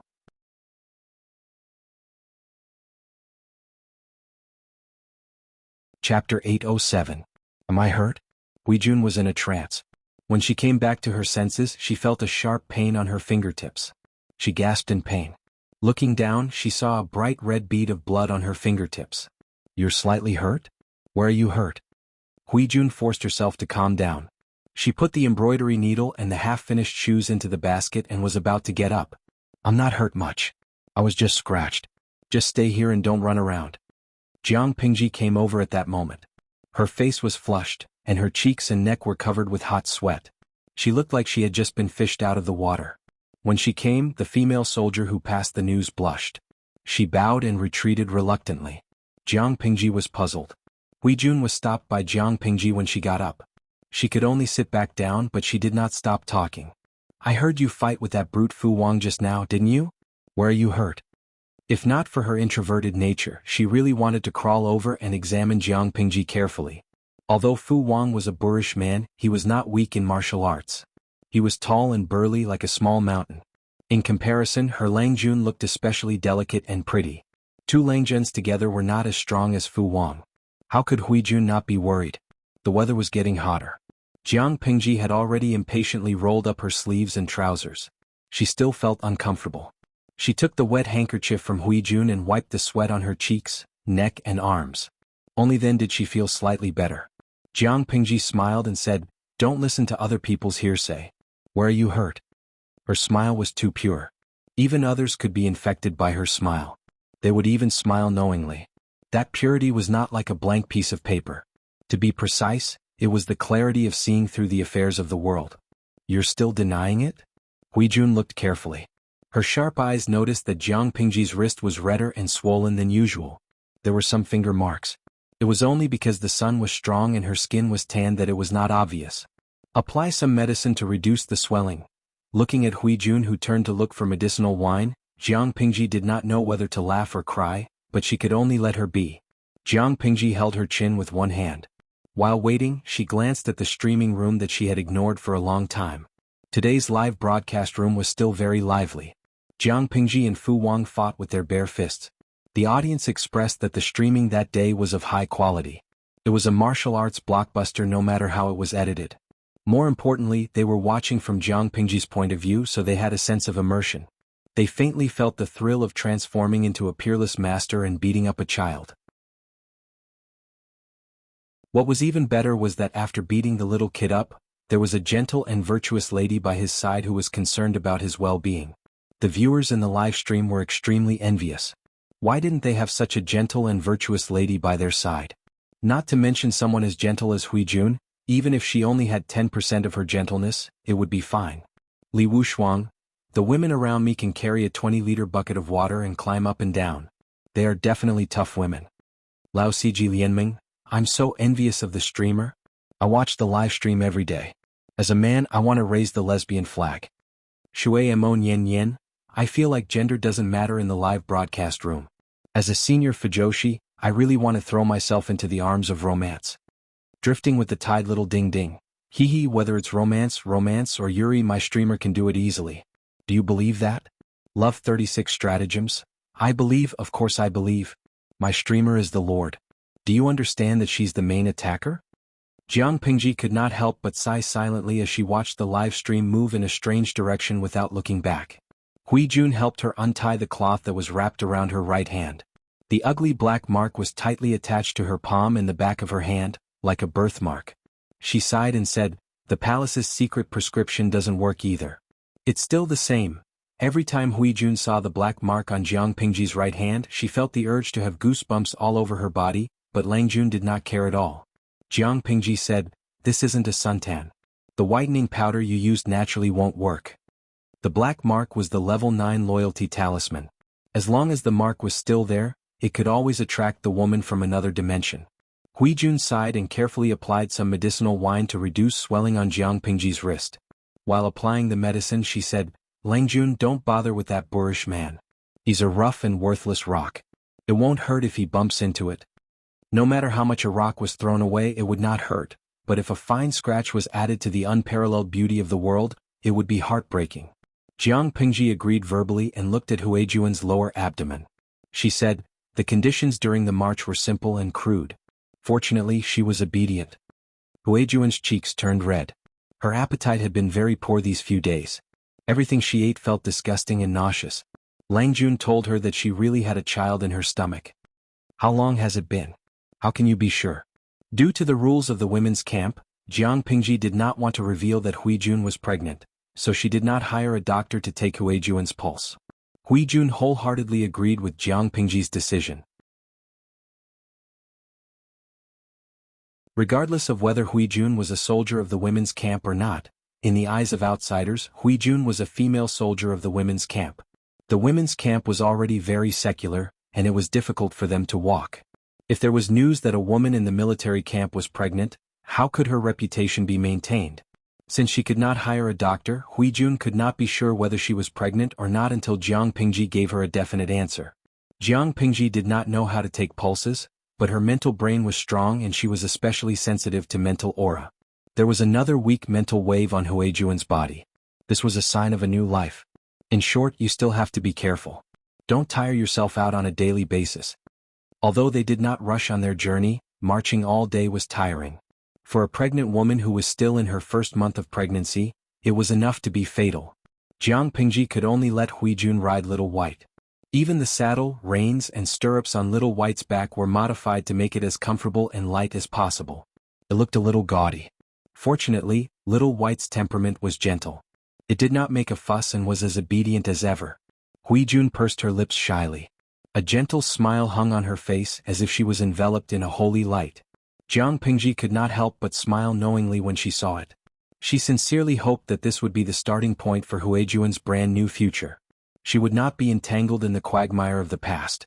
There were still 10 days before the slight heat. Jiang Pingji finally returned to the base camp that she had not seen for half a year. Half a year had passed. Qingda County, which had been ravaged by the flames of war and destruction, slowly regained its vitality. Young people who had escaped the flames of war returned one after another. Because they had caught the tail end of the spring plowing, the faces of the people there finally had a healthy blush and relaxed smile. Fengyi County was full of vitality. The wasteland that had been cultivated was already filled with crops. It was full of vitality. Farmer men and women plowed the fields while children played and frolicked. Qinggan District was a small district that had been tried out in the first year of the method of stationing the fields. Now it had taken on a new look. Farming could be seen everywhere.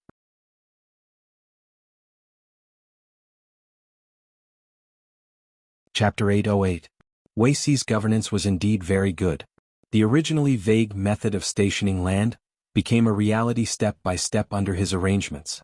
Based on the amount of land that had been reclaimed, if God gave them some face this autumn, not only would the food shortage in Wanzhou be completely solved, but there would also be enough surplus to support Jiang Pingji's army in 2 years of war. They would no longer have to scrimp on food and clothing, and the people would no longer have to starve to death. As for Shangyang County, one of the 3 counties in Wanzhou, there was now a new atmosphere. Su Ku and the others were also smart. While they restrained the local gentry in Shangyang County, they also thought of ways to win over the people and win their hearts. No matter how capable the gentry were, once they lost the power of public opinion, the right to speak, and the strength of their armed forces, they were just tigers without teeth. Feng Jin and the others fought back and forth with the local gentry in Shangyang County. Although they did not bleed or get hurt, they were tired and their heads hurt. What was gratifying was that Jiang Pingji had become the official magistrate of Wanzhou. Outsiders could no longer use unjustifiable as an excuse to attack her. So what if she was a woman? The Lord was still the Lord. She could fight anyone who disagreed with her.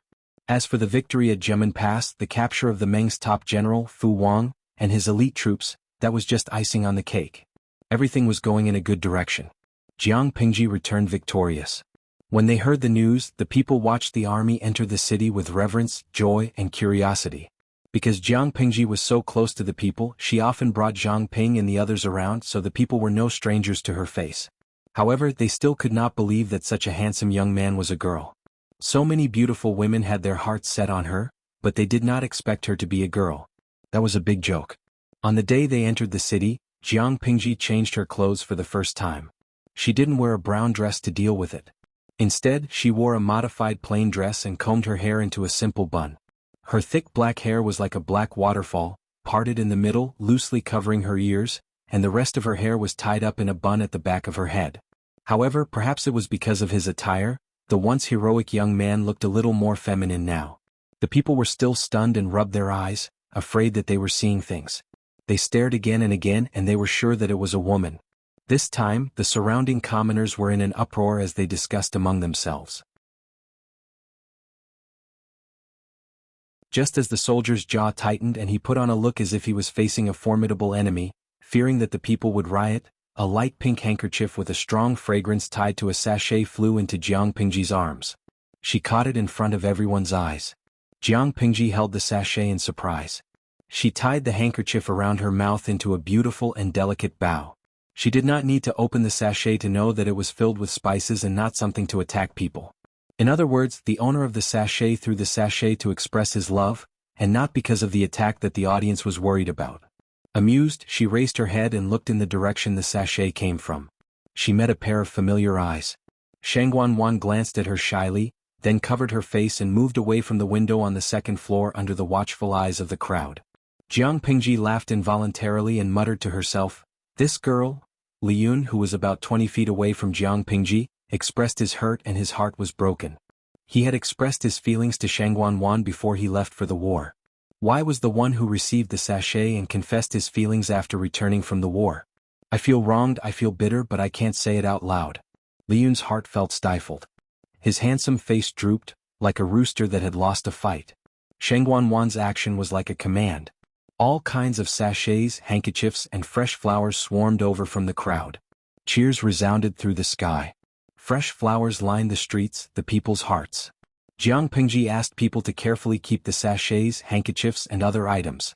Among the crowd, Wei Ci heaved a long sigh of relief. "Thank you, Lady Wan, for your help." Even though he had made many preparations, Wei Ci was still worried that the people would not be able to accept his lord's gender. For this day he had secretly asked Shangguan to be his gunman. It was not right to say that she was his gunman. Even if Wei Ci did not look for Shangguan, she had planned to throw the sachet at him, but she did not intend to be so high profile. How can Master Wei be so sure that once someone takes the lead, the people will jump with joy and cooperate? Shangguan left quietly while the crowd was cheering. She happened to bump into Wei Ci, who was preparing to welcome Jiang Pingji. "The people have a good impression of our lord, but most of them follow blindly. If no one takes the lead, the others will only respond in silence." Wei Ci said calmly, "Lady Wan has set a precedent. The people who have long been prepared but dare not do anything will also be encouraged." He was afraid that one or two scumbags would sneak into the crowd, so he had asked the people guarding the city to be more vigilant. Fortunately, the result was good. The people knew how to repay kindness. The scenes that Wei Ci was worried about did not happen.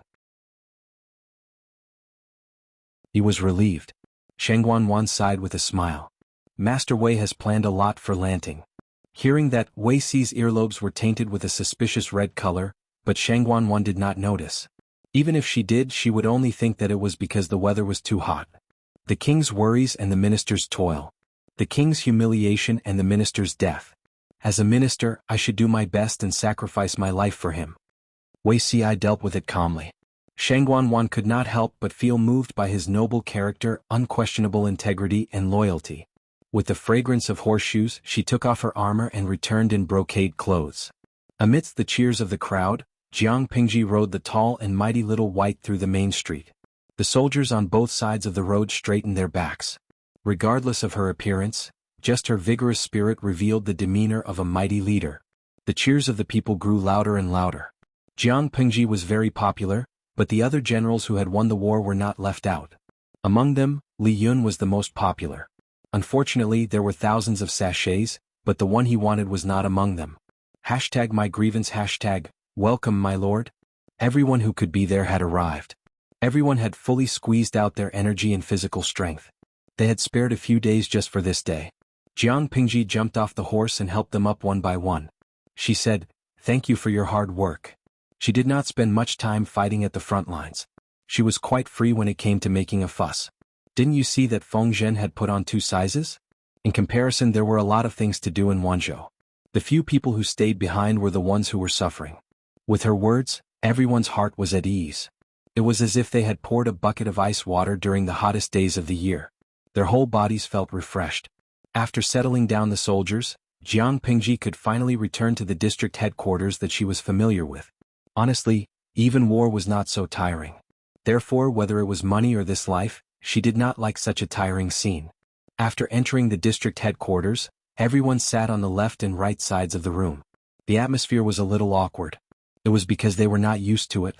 Their lord had changed her gender when she went out. Thinking of their lord's previous style, they could not bear to look at it.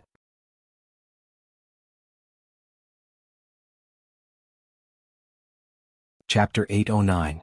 To be honest, a boss who didn't give people time to prepare would definitely be scolded by his subordinates in the world of the streaming room. Su Ku and the others weren't ordinary people. They were very serious about the work they were responsible for. How could they be said to be unprepared? Jiang Pingji asked everyone. The development of Wanzhou was better than expected. This couldn't be separated from everyone's busy work. Thus she said, "You've all worked hard for the past 6 months. When the matters in Wanzhou are settled, I'll definitely let everyone relax for a few days." Except for a few ignorant newbies, the other old people had an expression that said, "You've all worked hard for the past 6 months. Rest days?" Haha, before saying this, spit out the 7 days of rest from last year's New Year. Not only were they complaining in their hearts, but the audience in the streaming room also helped to crusade against Jiang Pingji. She probably realized that what she said was a little fake, so she simply changed her method. Jiang Pingji's methods of rewarding people were nothing more than giving them bonuses, increasing their salaries and giving them property deeds. When the newbies who didn't know what was going on saw it, they only felt that this lord was extremely generous and rich. In fact, let's not talk about it. It's all tears. Realizing that everyone wasn't in high spirits, Jiang Pingji decisively changed the topic and asked about the farming situation in Wanzhou. Farming had always been thrown to Li Yun. However, since Wei Ci the all-rounder joined, the matter of farming was thrown to him. Fortunately, this guy had the ability to multitask and work in 2 hands. Otherwise, he would have collapsed from exhaustion. Wei Ci was in charge of farming, so the job of presentation was naturally handed over to him. Wei Ci stepped out of the ranks. He kept his gaze slightly downwards, not daring to look directly at her face. Others felt that their lord's face was too out of character and felt uncomfortable looking at it too often. However, Wei Ci was afraid that the scene would bring back memories, so he became more and more immersed in the past. Her voice came from above his head. It wasn't hoarse, nor did it have any lingering tiredness. Instead, it was full of vigor and sonorous. In an instant, Wei Ci calmed his mind and returned to normal. His tone was calm as he truthfully reported the situation in the 3 counties and 9 districts of Wanzhou. He even made a rough estimate of the rice for the autumn harvest. Only old farmers who had farmed for many years could accumulate rich experience over the years and have a certain estimate of the harvest. It was evident how much effort Wei Ci had put into the matter of farming. Jiang Pingji said, "Zixiao, you've worked hard." The words "stabilize Wanzhou" seemed light and airy, but they were actually extremely heavy. That was because this was not something that could be settled by destroying the Tsingyi army or the Red Lotus Group. Compared to the main factor, whether it was the Tsingyi army or the Red Lotus Group, they could only be classified as secondary factors. The foundation of stabilizing Wanzhou was to reduce the number of refugees. In other words, it was to give the refugees a way out, to let them return to the countryside and have a stable living space. The more refugees there were, the worse public security would be. When they gathered together, it was easy to cause unrest. If the Tsingyi army was annihilated, there would always be the White Shirt Army or the Yellow Shirt Army emerging. If the Red Lotus Group was annihilated, there would be the Green Lotus Group or the White Lotus Group rising from the ashes. The original intention of the army farming law was not only to solve the food shortage, but also to reduce the number of refugees and stabilize the situation. Wei Ci did a great job in this aspect. Jiang Pingji could not even think of anyone who could do it better than him. It was not only the method of stationing land, but also the post-war compensation that was given to him previously. Wuxia was also conscientiously doing it. These things could not be accomplished overnight, and the amount of time and energy needed was unimaginable to outsiders. For Wuxia, the 6 words she said were the greatest affirmation and reward for him, far surpassing all glory. Wuxia took the opportunity to restrain his emotions and maintain his composure. Others might not be able to see the flaws, but Jiang Pingji secretly frowned. After asking about the situation of farming, Jiang Pingji asked about Luoyue's military training and recruitment. Upon hearing the news, Luoyue stepped out of the ranks and gave a concise and comprehensive account of the key points so that Jiang Pingji could have a general understanding. She said in surprise, "The number of the female battalion has increased a lot." After all, the female battalion was still in existence that had been criticized. Even in a place like Wanzhou, there were not many women who were willing to endure hardships to be female soldiers. Most of the female soldiers who were recruited previously had gone through war and suffering. Each of them had their own bloody past. Jiang Pingji had also deliberately controlled the recruitment standards for the female battalion, so the number of female soldiers had not increased. She did not expect that in the 6 months that she had been away, the size of the female battalion had increased by a third. It was a rapid improvement. When it came to the female battalion, Jiang Pingji naturally had to ask a few questions. Jiang Nongqin was fully in charge of the female battalion. Luoyue only knew the general situation. He still had to ask her about the specific details. After not seeing her for half a year, Jiang Nongqin's skin was darker than before, but her brows were more resolute, like a wildflower in a thicket. Even though she had gone through hardships, she could still bloom proudly. Jiang Nongqin's requirements for the female battalion were far stricter than Jiang Pingji's. If she was satisfied, the development of the female battalion was obviously very good. As for the strange increase in the number of female battalion, this is due to Mr. Wei's efforts, Jiang Nongqin said. Jiang Pingji was stunned for a moment. She asked Wuxia what he had done. Why did it affect the female battalion? After asking carefully, she found out that this fellow did not find it troublesome. He even tormented the storyteller and wrote some vernacular novels. It was this kind of vulgar thing that was unrefined in the eyes of others, but it actually made the people of Wanzhou obsessed. There were even many loyal listeners who believed in the characters written by Wuxia. They all felt that it would be good if women could achieve success like the people in the novels. The content of the novels was too nonsensical and unrealistic? Uncultured. Wasn't Su Gong, who was awarded the title of Marquis in the previous dynasty, a woman who was born as a general? Wasn't there Lord Lu Shi, a woman who was born as a general? Going back further, during the chaotic times of the 16 Kingdoms, there were countless famous heroines. The characters in Wuxi's novels all had archetypes.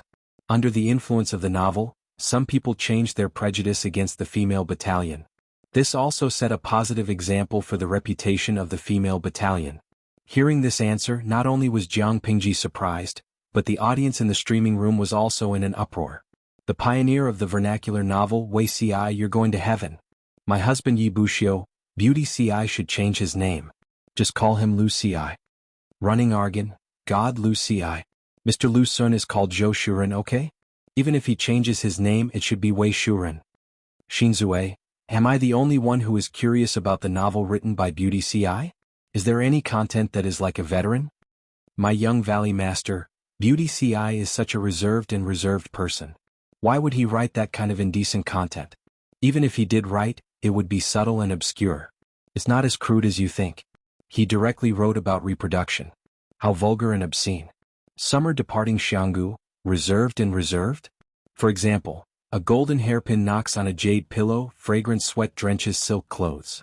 Or, indulge in love during the day, make friends with you in my dreams at night. Or loose makeup, messy hairpins fall off. Not a single word is obscene, but the content is very obscene.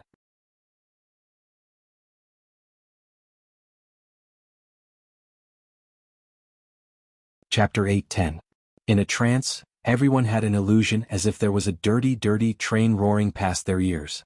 They really didn't know where the other party found so many poems with so many connotations.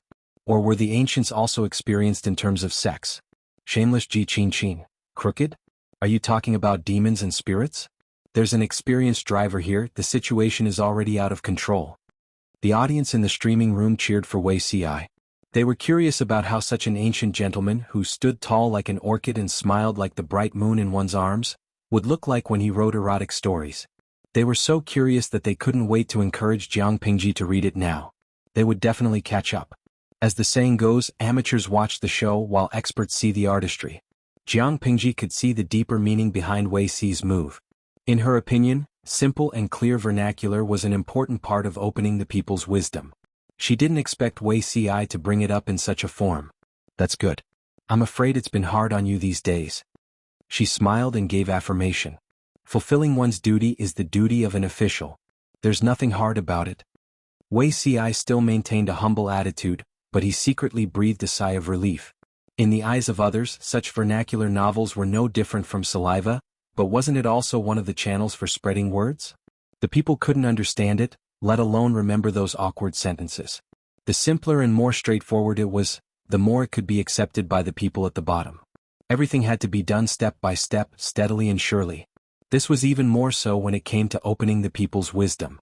Instead of forcefully instilling great principles into the people, it was better to hide the principles in stories and guide them to explore them.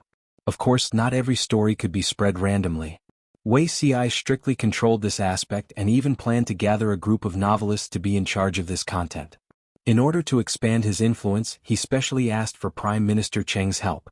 Now that he had the support of his lord, he was confident that he could do this better. As for those who criticized him behind his back for associating with unfashionable people, Wei Si smiled mockingly. He couldn't be bothered. Jiang Pingji asked around and had a general understanding of the situation in Wanzhou, but she looked around and her gaze fell on Qing Yuan, who was seated in front of her. She asked, "Gong Liao, is Mr. Qing not here today?" Qing Yuan was Qing Cheng's second legitimate son. His courtesy name was Gong Liao. He had been in Wanzhou for less than half a year, and his performance had been remarkable. Considering his age, he had done quite well. With a gentle and humble temperament and a sincere and meticulous way of doing things, he would be popular no matter where he was. Qing Yuan replied, "My father caught a cold last night. He was checked by the doctor this morning, but his condition is very serious. He is still bedridden." There was a worried look on his face. It was obvious that Qing Cheng was really sick. Jiang Pingji hurriedly asked, "Mr. Qing fell ill? What did the doctor say?" Qing Yuan said, "The doctor said that my father was too worried and busy, and the cold caused the accumulated illness." Advantage, too busy? Jiang Pingji's expression froze and she felt a little guilty. In the eyes of an outsider who didn't know the truth, Qing Cheng must have fallen sick from exhaustion because she exploited him too much. But Jiang Pingji really didn't cheat Qing Cheng. "How did you fall sick from exhaustion?" She frowned. Qing Yuan realized that he had said something wrong and hurriedly tried to remedy the situation. "My father is getting on in years. Recently he has been troubled by the annotations. My mother has tried to persuade him several times, but he refuses to rest." Qing Yuan's face was full of a helpless smile. He said, "My father has a stubborn temperament. It is extremely difficult for others to shake his decision." Qing Cheng fell ill not because Jiang Pingji exploited him too much, but because he overestimated his physical strength. He was busy and refused to rest. Yesterday he was also busy until late at night. He took a cold shower because he was greedy for the cold, and he didn't pay attention when he slept. Then he fell ill. Jiang Pingji asked in surprise, "Annotations? What annotations?" Qing Yuan said, "My father said that the annotations were inspired by Zixiao. The classics and historical collections are too obscure, and there is no unified sentence reading for each article. This causes the teacher to read sentences inconsistently when teaching students, causing them to misunderstand certain articles. My father has been thinking about how to mark simple and clear sentence reading, annotate the controversial articles, and lead the way for future generations." What was sentence reading? In ancient times, the place where the word stopped was called sentence or reading. Nowadays the articles were all sentences. There were no so-called punctuation marks. The articles were stacked together. For example, if a web novel did not have any punctuation marks or paragraphs, what would that mean? Many sentences were passed from teacher to student. It was inevitable that there would be errors in the process of transmission. Some teachers even cherished their own knowledge and did not even bother to teach the students the correct sentence reading. It was really shocking. Qing Cheng had been worrying about this matter for the past few days. Wei Si's vernacular words gave him some inspiration. Hard-tongued classical Chinese would cause people to have different understandings of the same sentence, and thus lead to wrong interpretations. What about the most straightforward vernacular words? It could not be that there would be people who would chew on the words, take them out of context, and pass on the wrong understanding everywhere, right? If this annotation could be done well, the difficulty of students studying in the future would be greatly reduced, and many unnecessary misunderstandings would be avoided. However, there was no first place in literature and no second place in martial arts. The same article could be interpreted differently by different people. Cheng Cheng alone was not qualified to annotate all the books in the world. Even if he worked hard to do it, would others admit it? This was a difficult problem and it worried Cheng Cheng. Another difficult problem was sentence reading. He planned to use symbols with a certain meaning to break sentences, but sentence reading could not be decided by one person's opinion. The same sentence with different sentences had completely different meanings. Cheng Cheng still had a lot of things to worry about. Under so much pressure, would Cheng Cheng fall ill?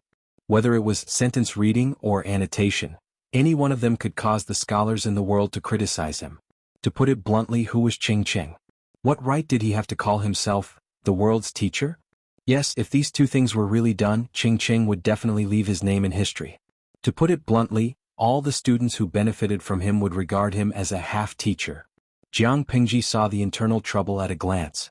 She said, "This matter is indeed tricky. I'm afraid it will be difficult for you to do it alone. Why don't you wait for the situation in the north of Dongqing to stabilize before you publish the literature examination and invite the scholars in the world to participate in the grand event?" Qing Yuan sighed.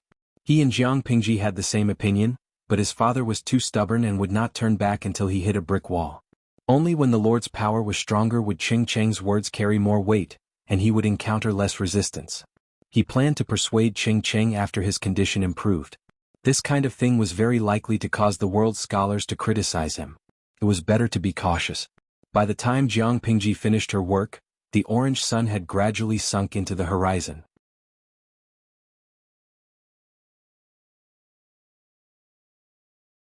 Chapter 8:11.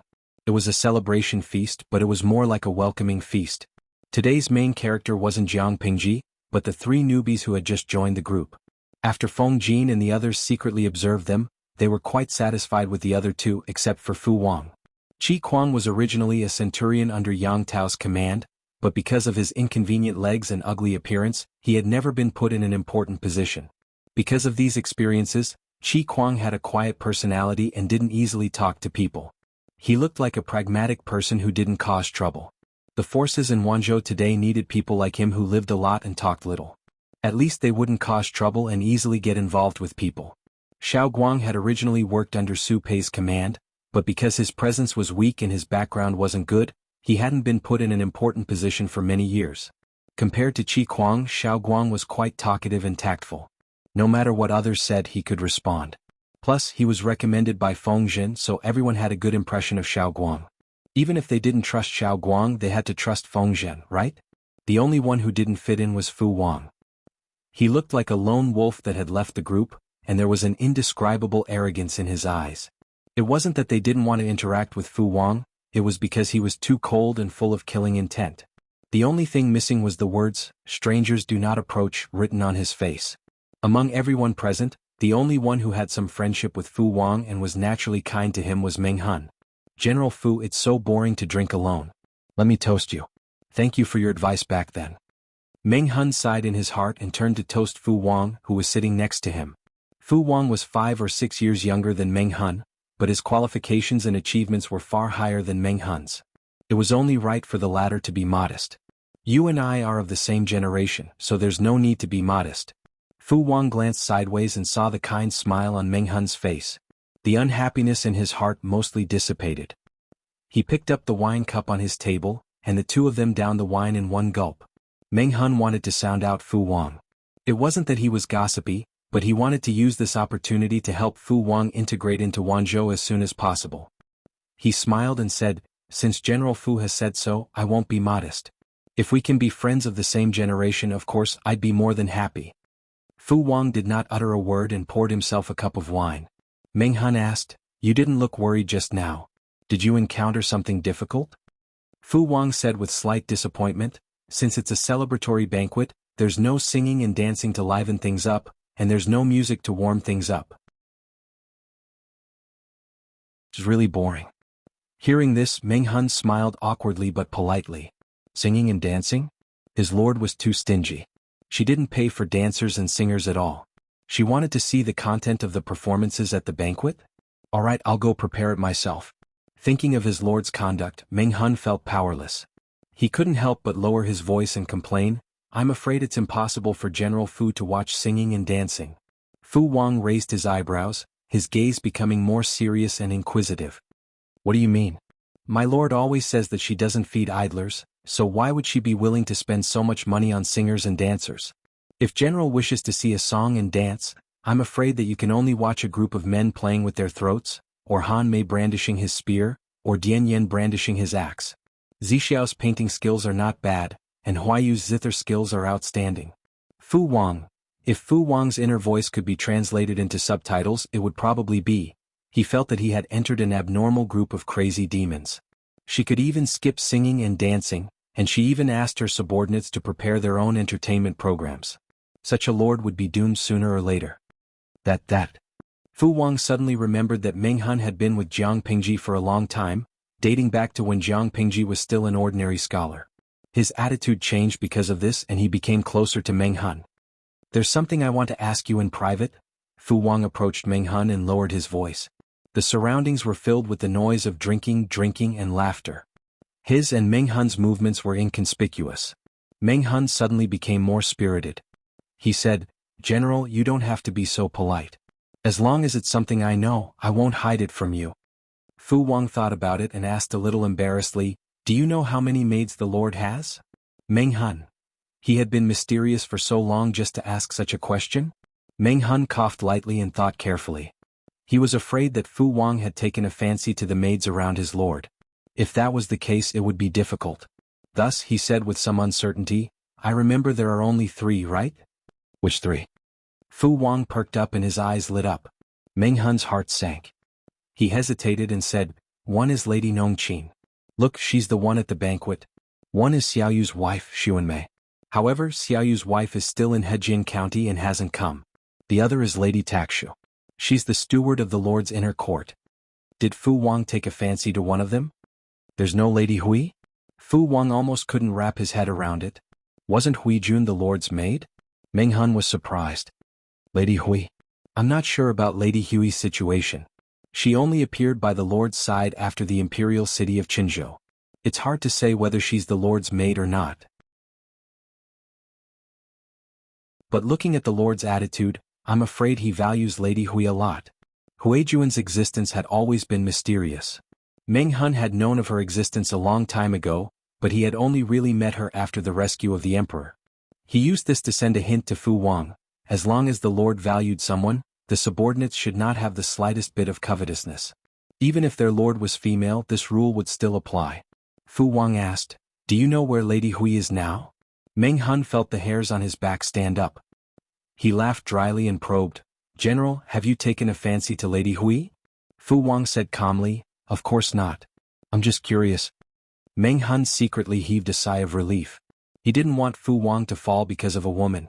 No matter how he looked at it, if he had a conflict with the Lord because of Lady Hui, he would be looking for trouble for himself. At the banquet, Wei Xi seemed to be chatting and laughing with Feng Jin, but his attention was on Jiang Pingji. Feng Jin saw that he was absent-minded and followed Wei Xi's line of sight. He suddenly raised his eyebrows and there was some interest in his eyes. Zixiao, why are you looking at the Lord like that? Feng Jin's sudden question scared Wei Xi so much that his fingers paused. The wooden chopsticks in his hand hit the edge of the bowl, making a crisp sound. Why you scared me? Wei Xi put down the wooden chopsticks with a normal expression and said, I'm just curious. Curious about what? Feng Jin was puzzled. The Lord has been staring at General Fu since just now. Her gaze is a little unfriendly. I don't know what General Fu and Captain Meng said to make the Lord so unhappy. Wei Xi said gently, these two are also slow. They didn't even notice that the Lord has already noticed them. Feng Jin's gaze fell on Jiang Pingji and then followed her line of sight to Fu Wang and Meng Hun. The main hall of the banquet was not small. No matter how much Feng Jin concentrated, he couldn't hear the conversation between Meng Hun and the others. How do you know that the Lord heard what they said? Maybe she felt that the two of them were putting their arms around each other's shoulders, so she used her gaze to warn them? Wuxia smiled and said, "The Lord has excellent hearing." They thought that they were speaking softly, but the Lord definitely heard them. You're tuning in to the Han Li's Wuxia Chronicles YouTube channel. We're so grateful for your support, and don't forget to subscribe to join us on this incredible journey through captivating stories. Your generosity through donations truly makes a world of difference, as it's the primary source of revenue that allows me to expand and enhance this channel for you. Thank you from the bottom of my heart for being a part of this adventure.